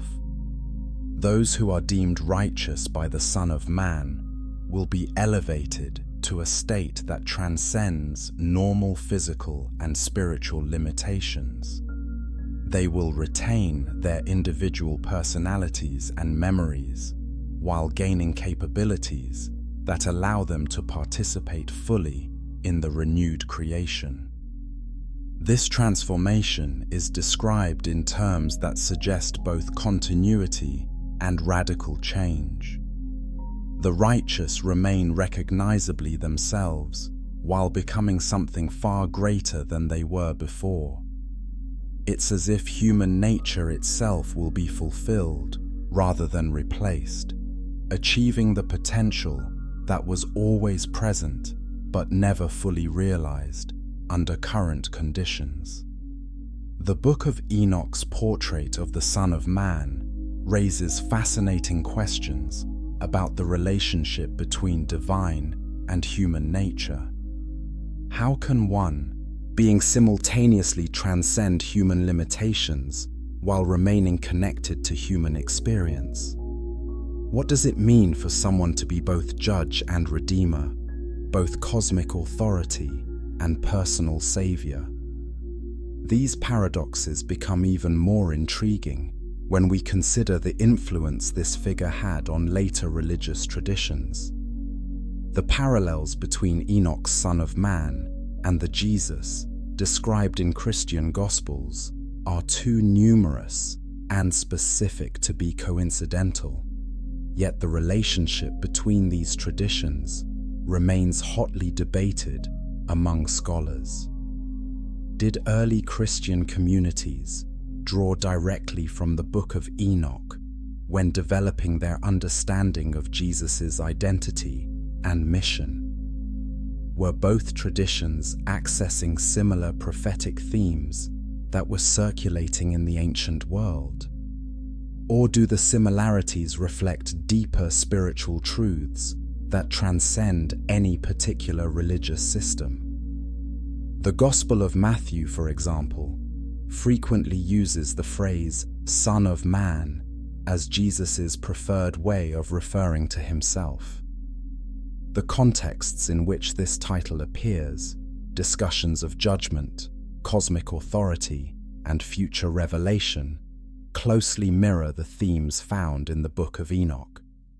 Similarly, the Book of Revelation's description of one like a Son of Man, who appears in divine glory to judge the world, contains imagery that seems directly influenced by Enochic visions. The connections are too specific to be accidental, yet the exact nature of the relationship remains mysterious. This historical puzzle adds another layer of intrigue to the Son of Man's story. Whether we view him as a prophetic preview of later religious developments, an archetypal figure that appears in multiple traditions, or a genuine divine revelation that influenced subsequent spiritual understanding, his presence in the Book of Enoch represents one of the most significant prophetic portraits in ancient literature. As you drift towards sleep tonight, consider the profound hope represented by this mysterious figure. In a world marked by injustice, suffering, and moral confusion, the Book of Enoch presents a vision of ultimate accountability, where truth will finally be revealed and justice will finally be established. The Son of Man represents the promise that current conditions are not permanent, that hidden spiritual realities will eventually be unveiled, and that those who have suffered under corrupt systems will be vindicated and restored. Whether you interpret this promise literally or symbolically, it addresses fundamental human longings for meaning, justice, and hope. The text also suggests that divine justice operates according to principles that transcend human political and social systems.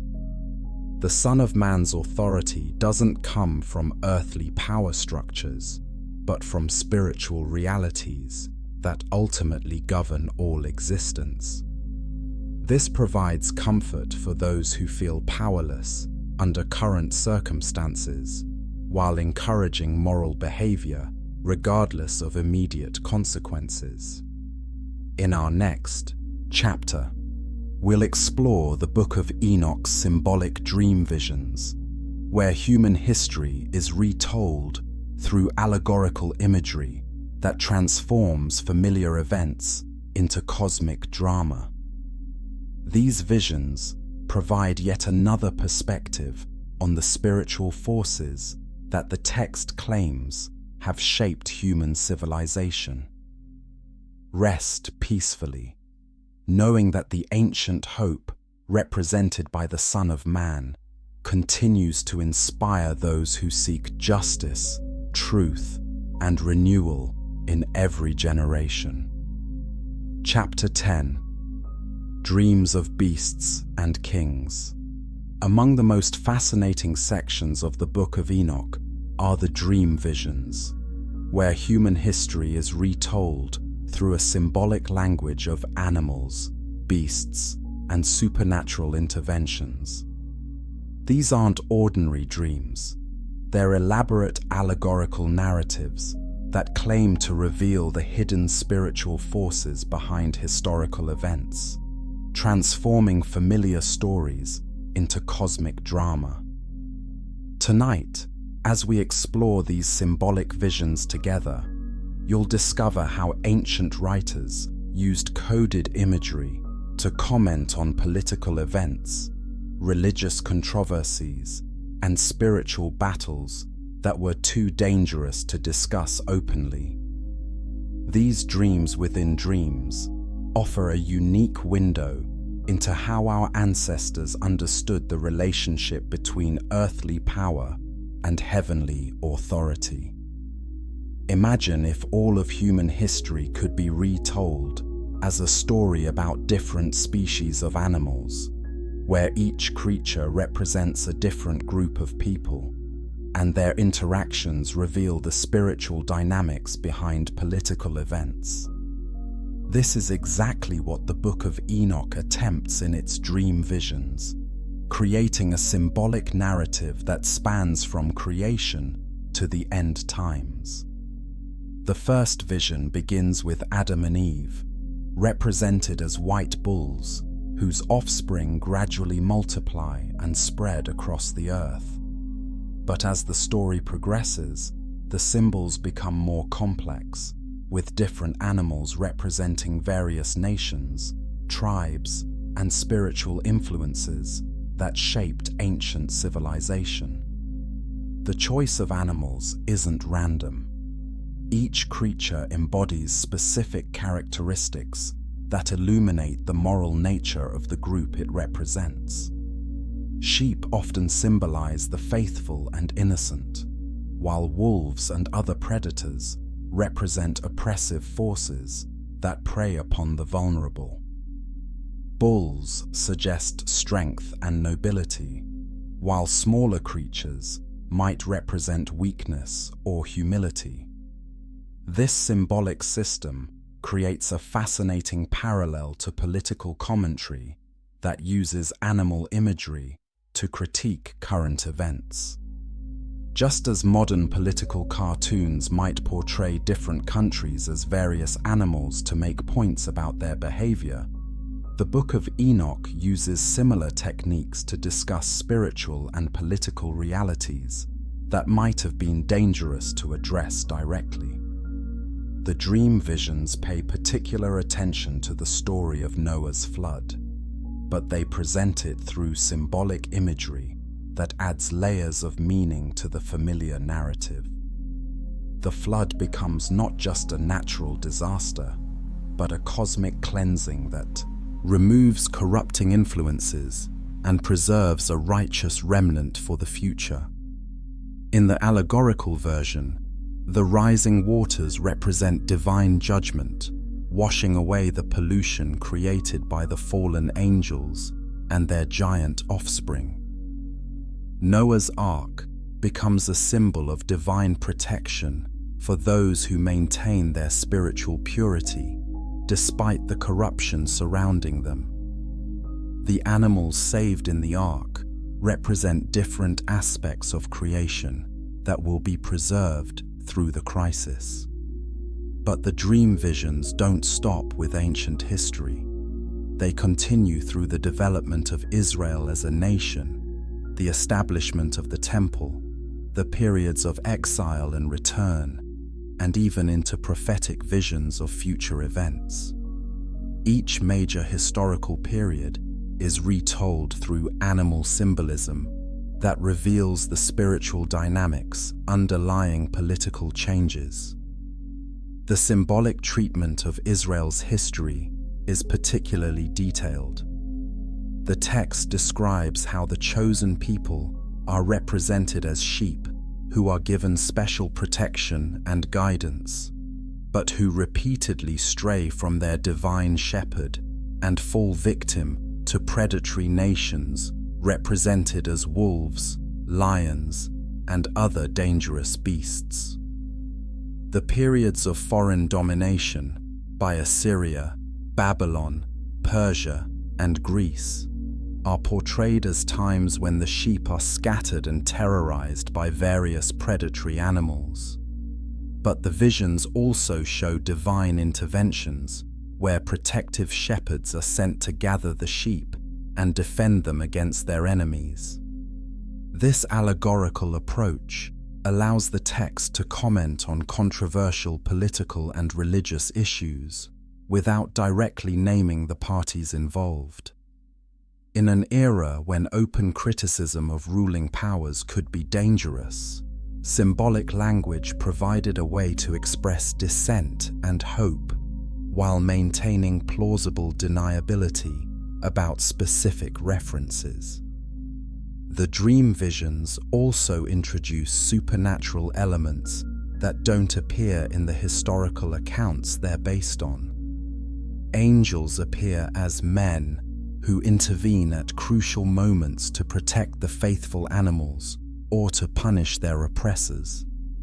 These divine interventions suggest that earthly events are influenced by heavenly battles that most people never see or understand. One of the most intriguing aspects of these visions is their treatment of religious leadership. The text describes various shepherds who are given responsibility for protecting the sheep, but many of these shepherds become corrupt, using their authority to exploit rather than protect their charges. This symbolic criticism of religious leadership suggests that the Book of Enoch was written during a period when spiritual authority was being questioned or challenged. The animal imagery provides a way to critique corrupt priests or teachers without directly attacking established institutions. The visions also describe periods when the sheep themselves become corrupted, adopting the characteristics of predatory animals and turning against their own kind. This might represent times when the faithful community itself became divided by internal conflicts or seduced by corrupt practices. But throughout these cycles of corruption and renewal, the dream visions maintain hope for ultimate restoration. The symbolic narrative moves toward a climactic period when a perfect shepherd will arrive to gather all the scattered sheep, establish justice among the animals, and create a harmonious kingdom where predators and prey can coexist peacefully. This eschatological vision transforms the animal allegory into a prophetic promise. The various creatures that have been in conflict throughout history will eventually be reconciled under divine authority, creating a new form of existence where the natural hostilities between different species are overcome. The second major dream vision focuses more specifically on the flood narrative, but it presents this familiar story through symbolic imagery that emphasizes its cosmic significance. The rising waters become a cleansing force that removes spiritual pollution from the earth, while the ark represents divine preservation of everything good and pure in creation. This vision also describes the post-flood world, showing how the saved animals multiply and spread across the earth, but gradually begin to repeat the same patterns of conflict and corruption that led to the original judgment. The symbolic narrative suggests that the flood solved immediate problems, but didn't eliminate the underlying tendency toward moral failure. The dream visions serve multiple functions within the larger Book of Enoch. They provide historical context for the dramatic stories of fallen angels and cosmic judgment, showing how these supernatural events affected human civilization over long periods of time. They also offer coded commentary on contemporary political and religious issues that would have been familiar to the original audience. But perhaps most importantly, they demonstrate a way of understanding history that sees spiritual forces as the primary drivers of political events. In this worldview, earthly kingdoms rise and fall according to divine principles rather than mere human ambition or military strength. This spiritual interpretation of history provides comfort for communities that feel powerless under oppressive political systems. Even when earthly rulers seem completely dominant, the dream visions suggest that they are ultimately subject to higher authorities that will hold them accountable for their treatment of the innocent and vulnerable. As you rest tonight, consider how these ancient symbolic narratives might illuminate contemporary events. The Book of Enoch's dream visions remind us that political developments often have spiritual dimensions that aren't immediately obvious, and that understanding these deeper dynamics can provide hope and guidance during difficult times. The animal allegories also suggest that human communities often exhibit predictable patterns of behavior that transcend specific historical circumstances. The cycles of corruption and renewal, oppression and liberation, spiritual decline and revival that appear in the dream visions continue to characterize human civilization in every generation. Whether you interpret these visions as divinely inspired prophecy or insightful political commentary, they demonstrate the power of symbolic language to communicate complex truths about the relationship between earthly and heavenly authority. In our next chapter, we'll explore the Book of Enoch's final warnings and exhortations, where the cosmic drama we've been following culminates in urgent appeals for moral transformation and spiritual preparation. Sleep peacefully, knowing that even the most complex historical events can be understood as part of larger spiritual narratives that ultimately move toward justice and renewal. Chapter 11. The Final Warning. As our journey through the Book of Enoch draws toward its close, we encounter the text's most urgent and personal section, a series of final warnings and exhortations that speak directly to anyone willing to listen. Here, the cosmic drama of fallen angels and divine judgment becomes intensely practical, offering specific guidance for living righteously in a corrupt world while preparing for the ultimate transformation that is to come. Tonight, we'll explore these final warnings and discover why the ancient prophet felt compelled to end his extraordinary revelations with such urgent appeals for moral transformation. These aren't abstract theological discussions. They're passionate pleas from someone who has seen the ultimate consequences of human choices and desperately wants to help others avoid the disasters he has witnessed. The Epistle of Enoch, as this final section is often called, reads like a letter from a loving but deeply concerned father to his children and descendants. The tone shifts from the visionary and mystical language of earlier chapters to direct, practical instruction about how to live in light of the cosmic truths that have been revealed. Imagine receiving a personal message from someone who has been taken into heaven, shown the throne room of God, witnessed the judgment of angels, and seen visions of the end times. What would such a person want to tell you about how to live your daily life?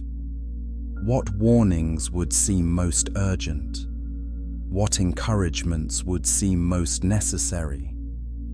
The Book of Enoch's final warnings focus intensely on issues of justice, compassion, and moral integrity. The text repeatedly emphasizes that how we treat others, especially the poor, vulnerable, and oppressed, will determine our fate in the divine judgment that is coming. This isn't presented as arbitrary divine preference, but as the natural consequence of spiritual laws that govern reality itself. The warnings are particularly sharp when addressing those who possess wealth, power, or authority. The text suggests that these advantages create both opportunities and dangers, opportunities to serve others and reflect divine justice, but also dangers of becoming corrupted by privilege and losing connection with spiritual truth. Those who use their advantages to exploit others, ignore suffering, or perpetuate injustice are warned that their apparent success is temporary and their ultimate judgment will be severe. But those who use their position to protect the vulnerable and promote righteousness are promised rewards that far exceed any earthly compensation. This moral framework creates a fascinating inversion of worldly values. According to the Book of Enoch, the most successful people in earthly terms may actually be the most spiritually impoverished, while those who appear weak or unsuccessful may be accumulating spiritual treasures that will eventually surpass all material wealth.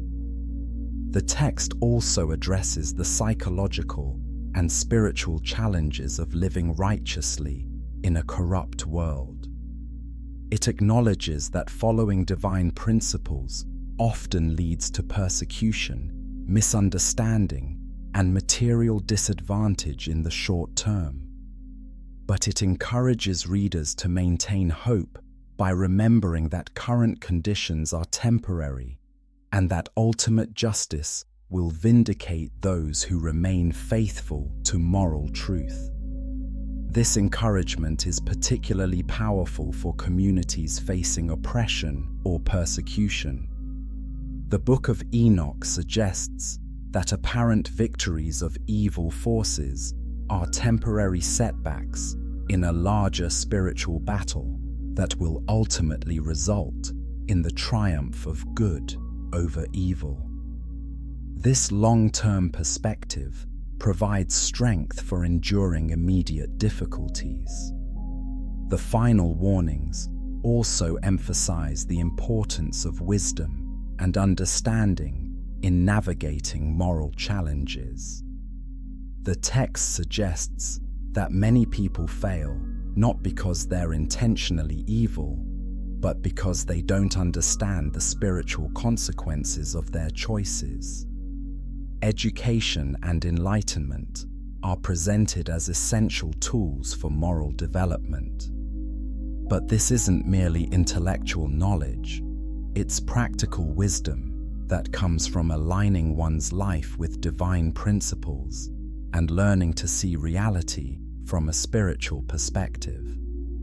The Book of Enoch suggests that such wisdom is available to anyone who sincerely seeks it, regardless of their educational background or social status. The text pays particular attention to the corruption of religious institutions and leaders. It warns against teachers who pervert spiritual truth for personal gain, priests who exploit their authority for material advantage, and prophets who claim divine inspiration while promoting their own agendas. These warnings suggest that spiritual corruption is often more dangerous than secular corruption because it misleads people about the most important aspects of existence. When religious leaders fail in their responsibilities, they don't just harm their immediate followers, they undermine trust in spiritual truth itself. But the Book of Enoch also offers hope for spiritual renewal and restoration. It suggests that even in the darkest times, there will always be individuals who maintain connection with divine truth and who can serve as lights to guide others toward righteousness.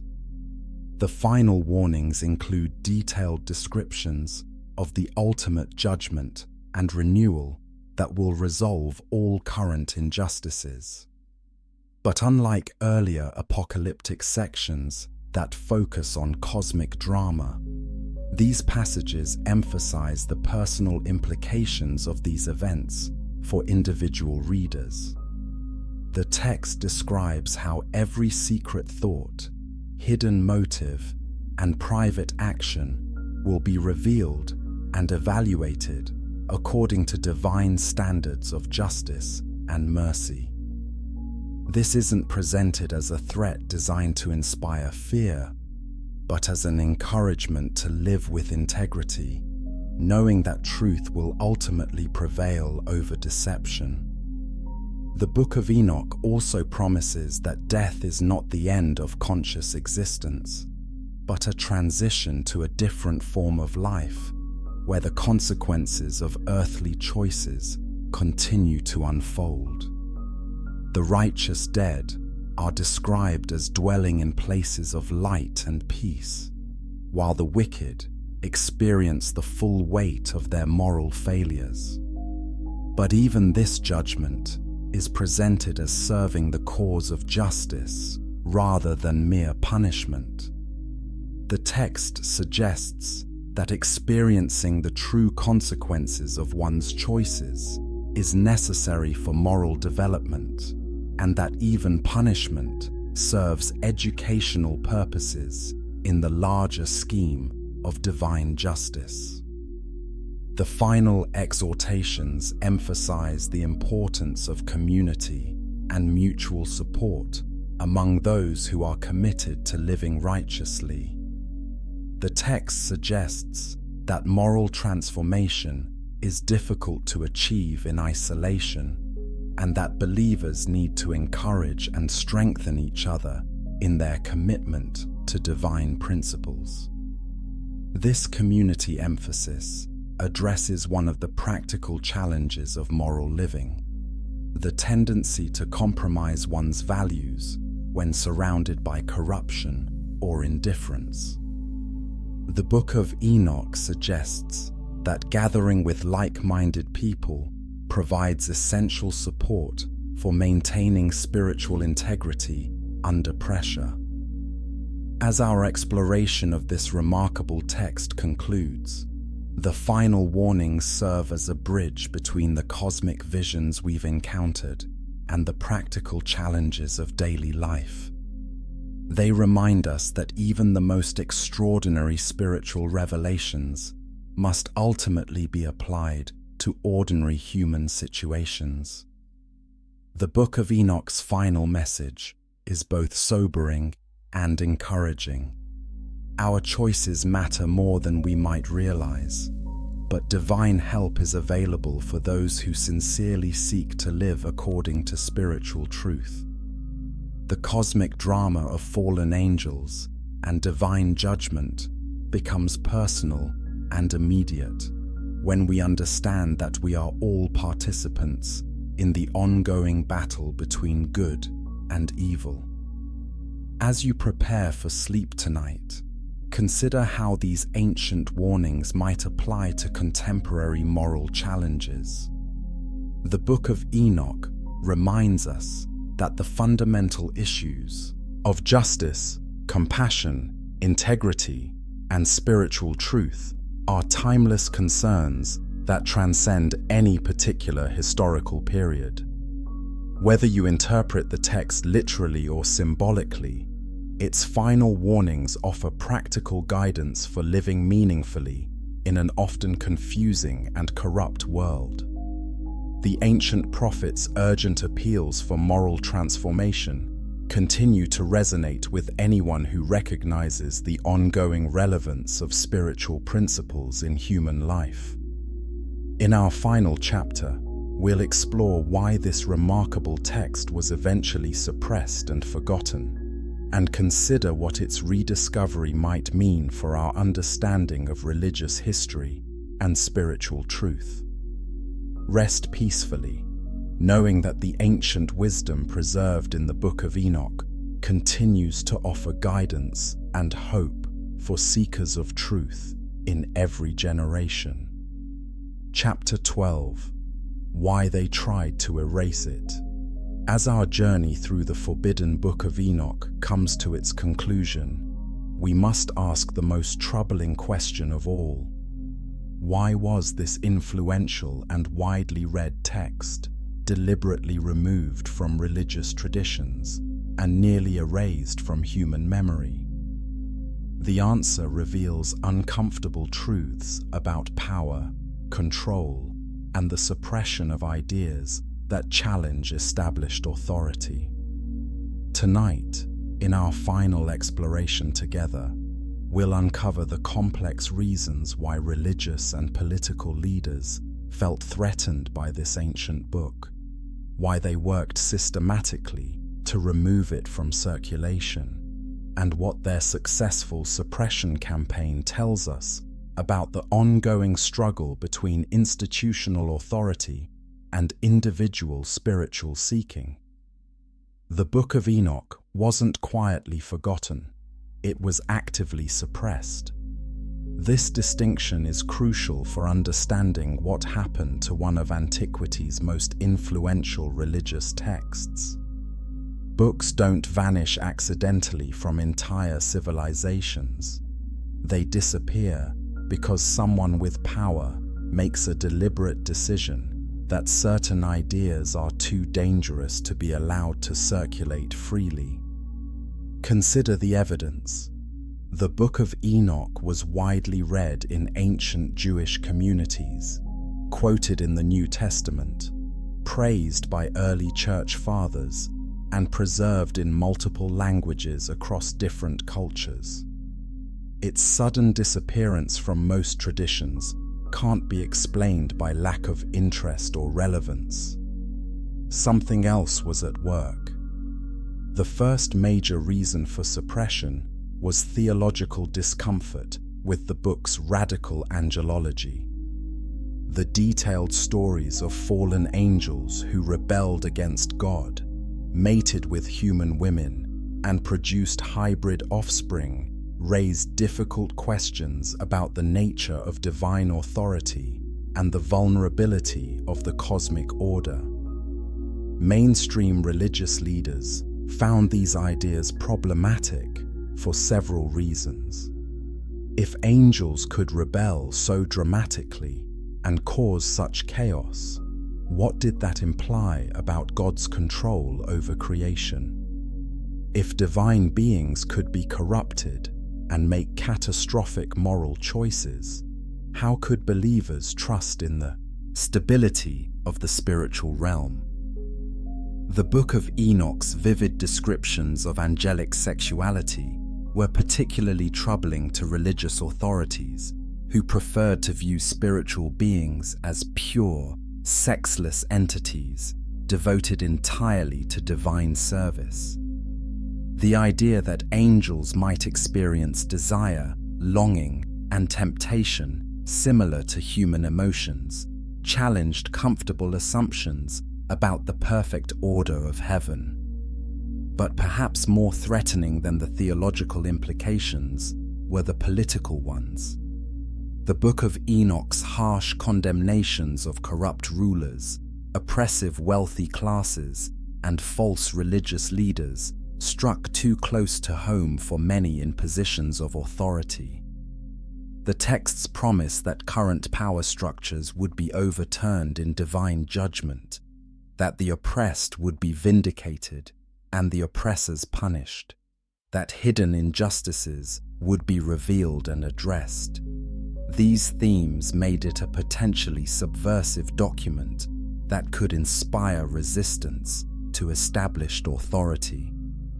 Religious leaders who were comfortable with their privileged positions had good reason to feel threatened by a text that suggested their authority would be evaluated according to divine standards of justice, rather than accepted automatically because of their institutional roles. The book's emphasis on direct revelation and personal spiritual experience also challenged the monopoly that religious institutions claimed over divine truth. If Enoch could receive cosmic visions and heavenly knowledge through direct divine contact, what did that imply about the necessity of priestly mediation or institutional authority? This democratization of spiritual access was dangerous to religious hierarchies that depended on being seen as the exclusive channels through which divine truth reached ordinary believers. The Book of Enoch suggested that extraordinary spiritual experiences were possible for individuals who maintained proper relationship with the divine, regardless of their position within religious institutions.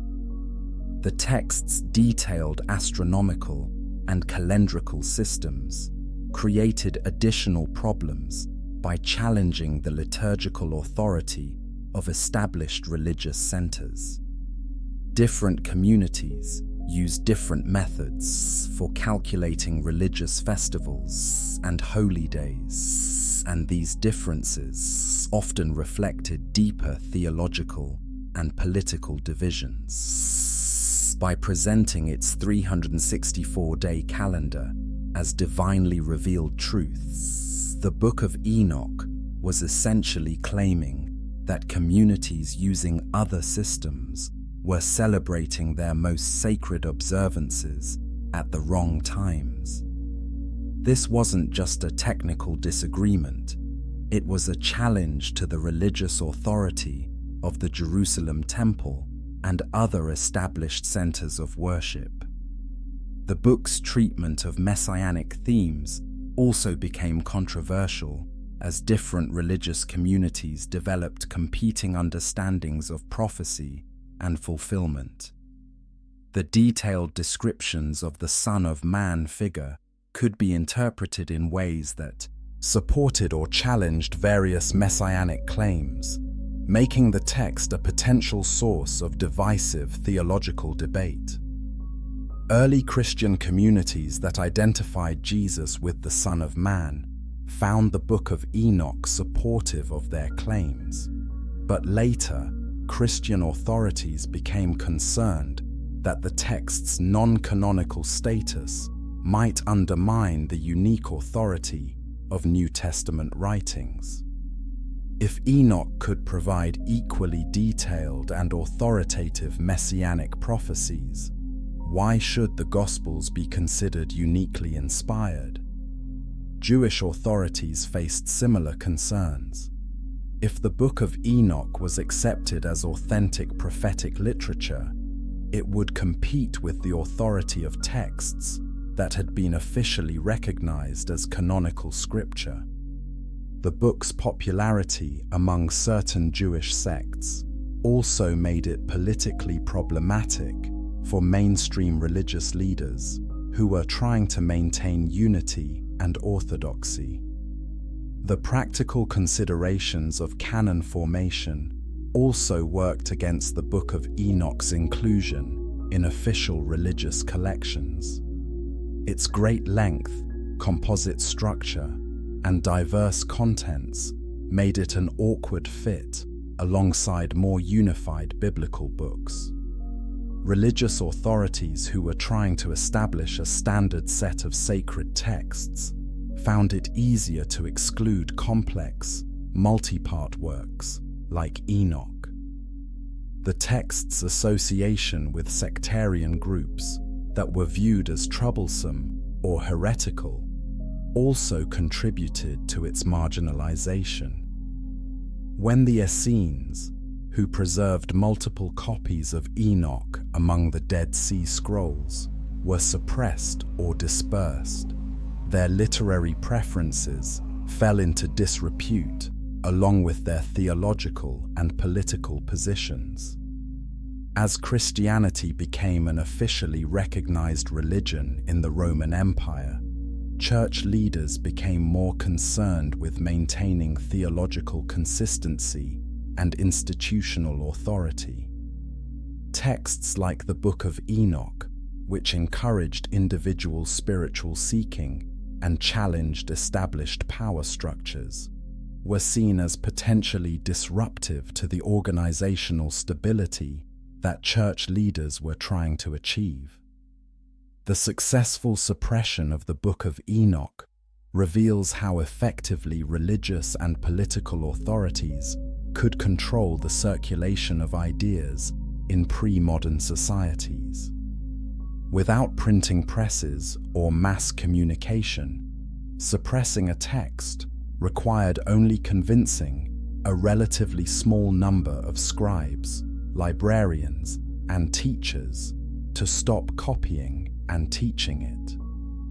Once the chain of transmission was broken, ancient texts could disappear almost completely within a few generations.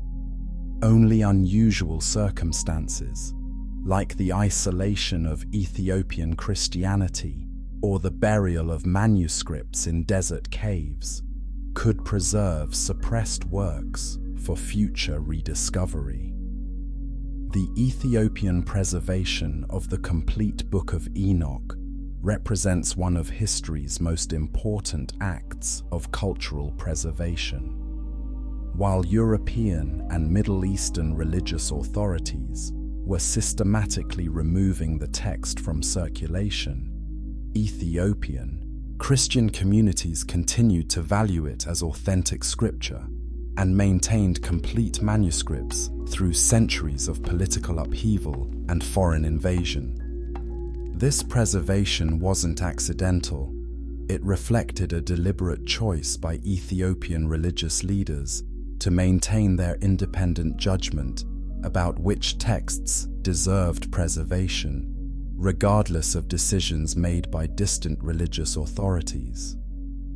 Their cultural isolation became a form of intellectual freedom that preserved ideas that would otherwise have been lost forever. The rediscovery of the Book of Enoch in the modern era has forced scholars to reconsider many assumptions about the development of Jewish and Christian thought. Texts that had been dismissed as mythical turned out to be historically authentic and theologically influential. Ideas that seemed to appear suddenly in later religious literature were revealed to have deep roots in earlier traditions. But the suppression and rediscovery of the Book of Enoch also raises contemporary questions about authority, orthodoxy, and the control of information. How many other important texts or ideas have been lost because they challenged established power structures? What voices have been silenced, not because they were false, but because they were inconvenient? The Book of Enoch reminds us that the religious and intellectual traditions we inherit have been shaped by political decisions as much as by theological considerations. The texts that survived to influence later generations weren't necessarily the most accurate or inspired. They were often simply the ones that served the interests of those in power. As you drift towards sleep tonight, consider the profound implications of this ancient text's remarkable journey from popularity to suppression to rediscovery.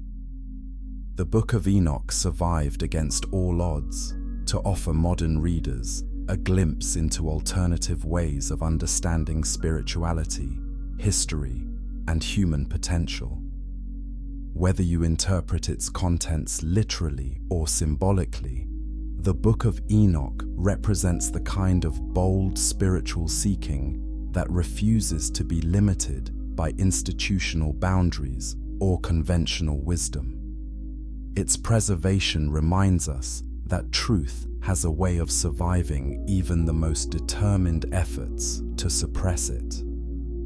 The forbidden book that powerful people tried to erase has returned to challenge our assumptions, expand our perspectives, and invite us to consider possibilities that mainstream traditions had forgotten or rejected.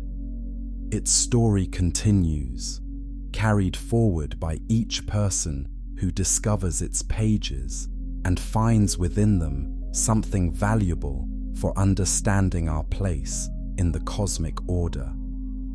Sleep peacefully, knowing that the search for truth, meaning, and spiritual understanding continues in every generation, sometimes preserved in the most unexpected places by the most unlikely guardians. The Book of Enoch's remarkable survival proves that even the most determined suppression efforts cannot permanently silence ideas whose time has come.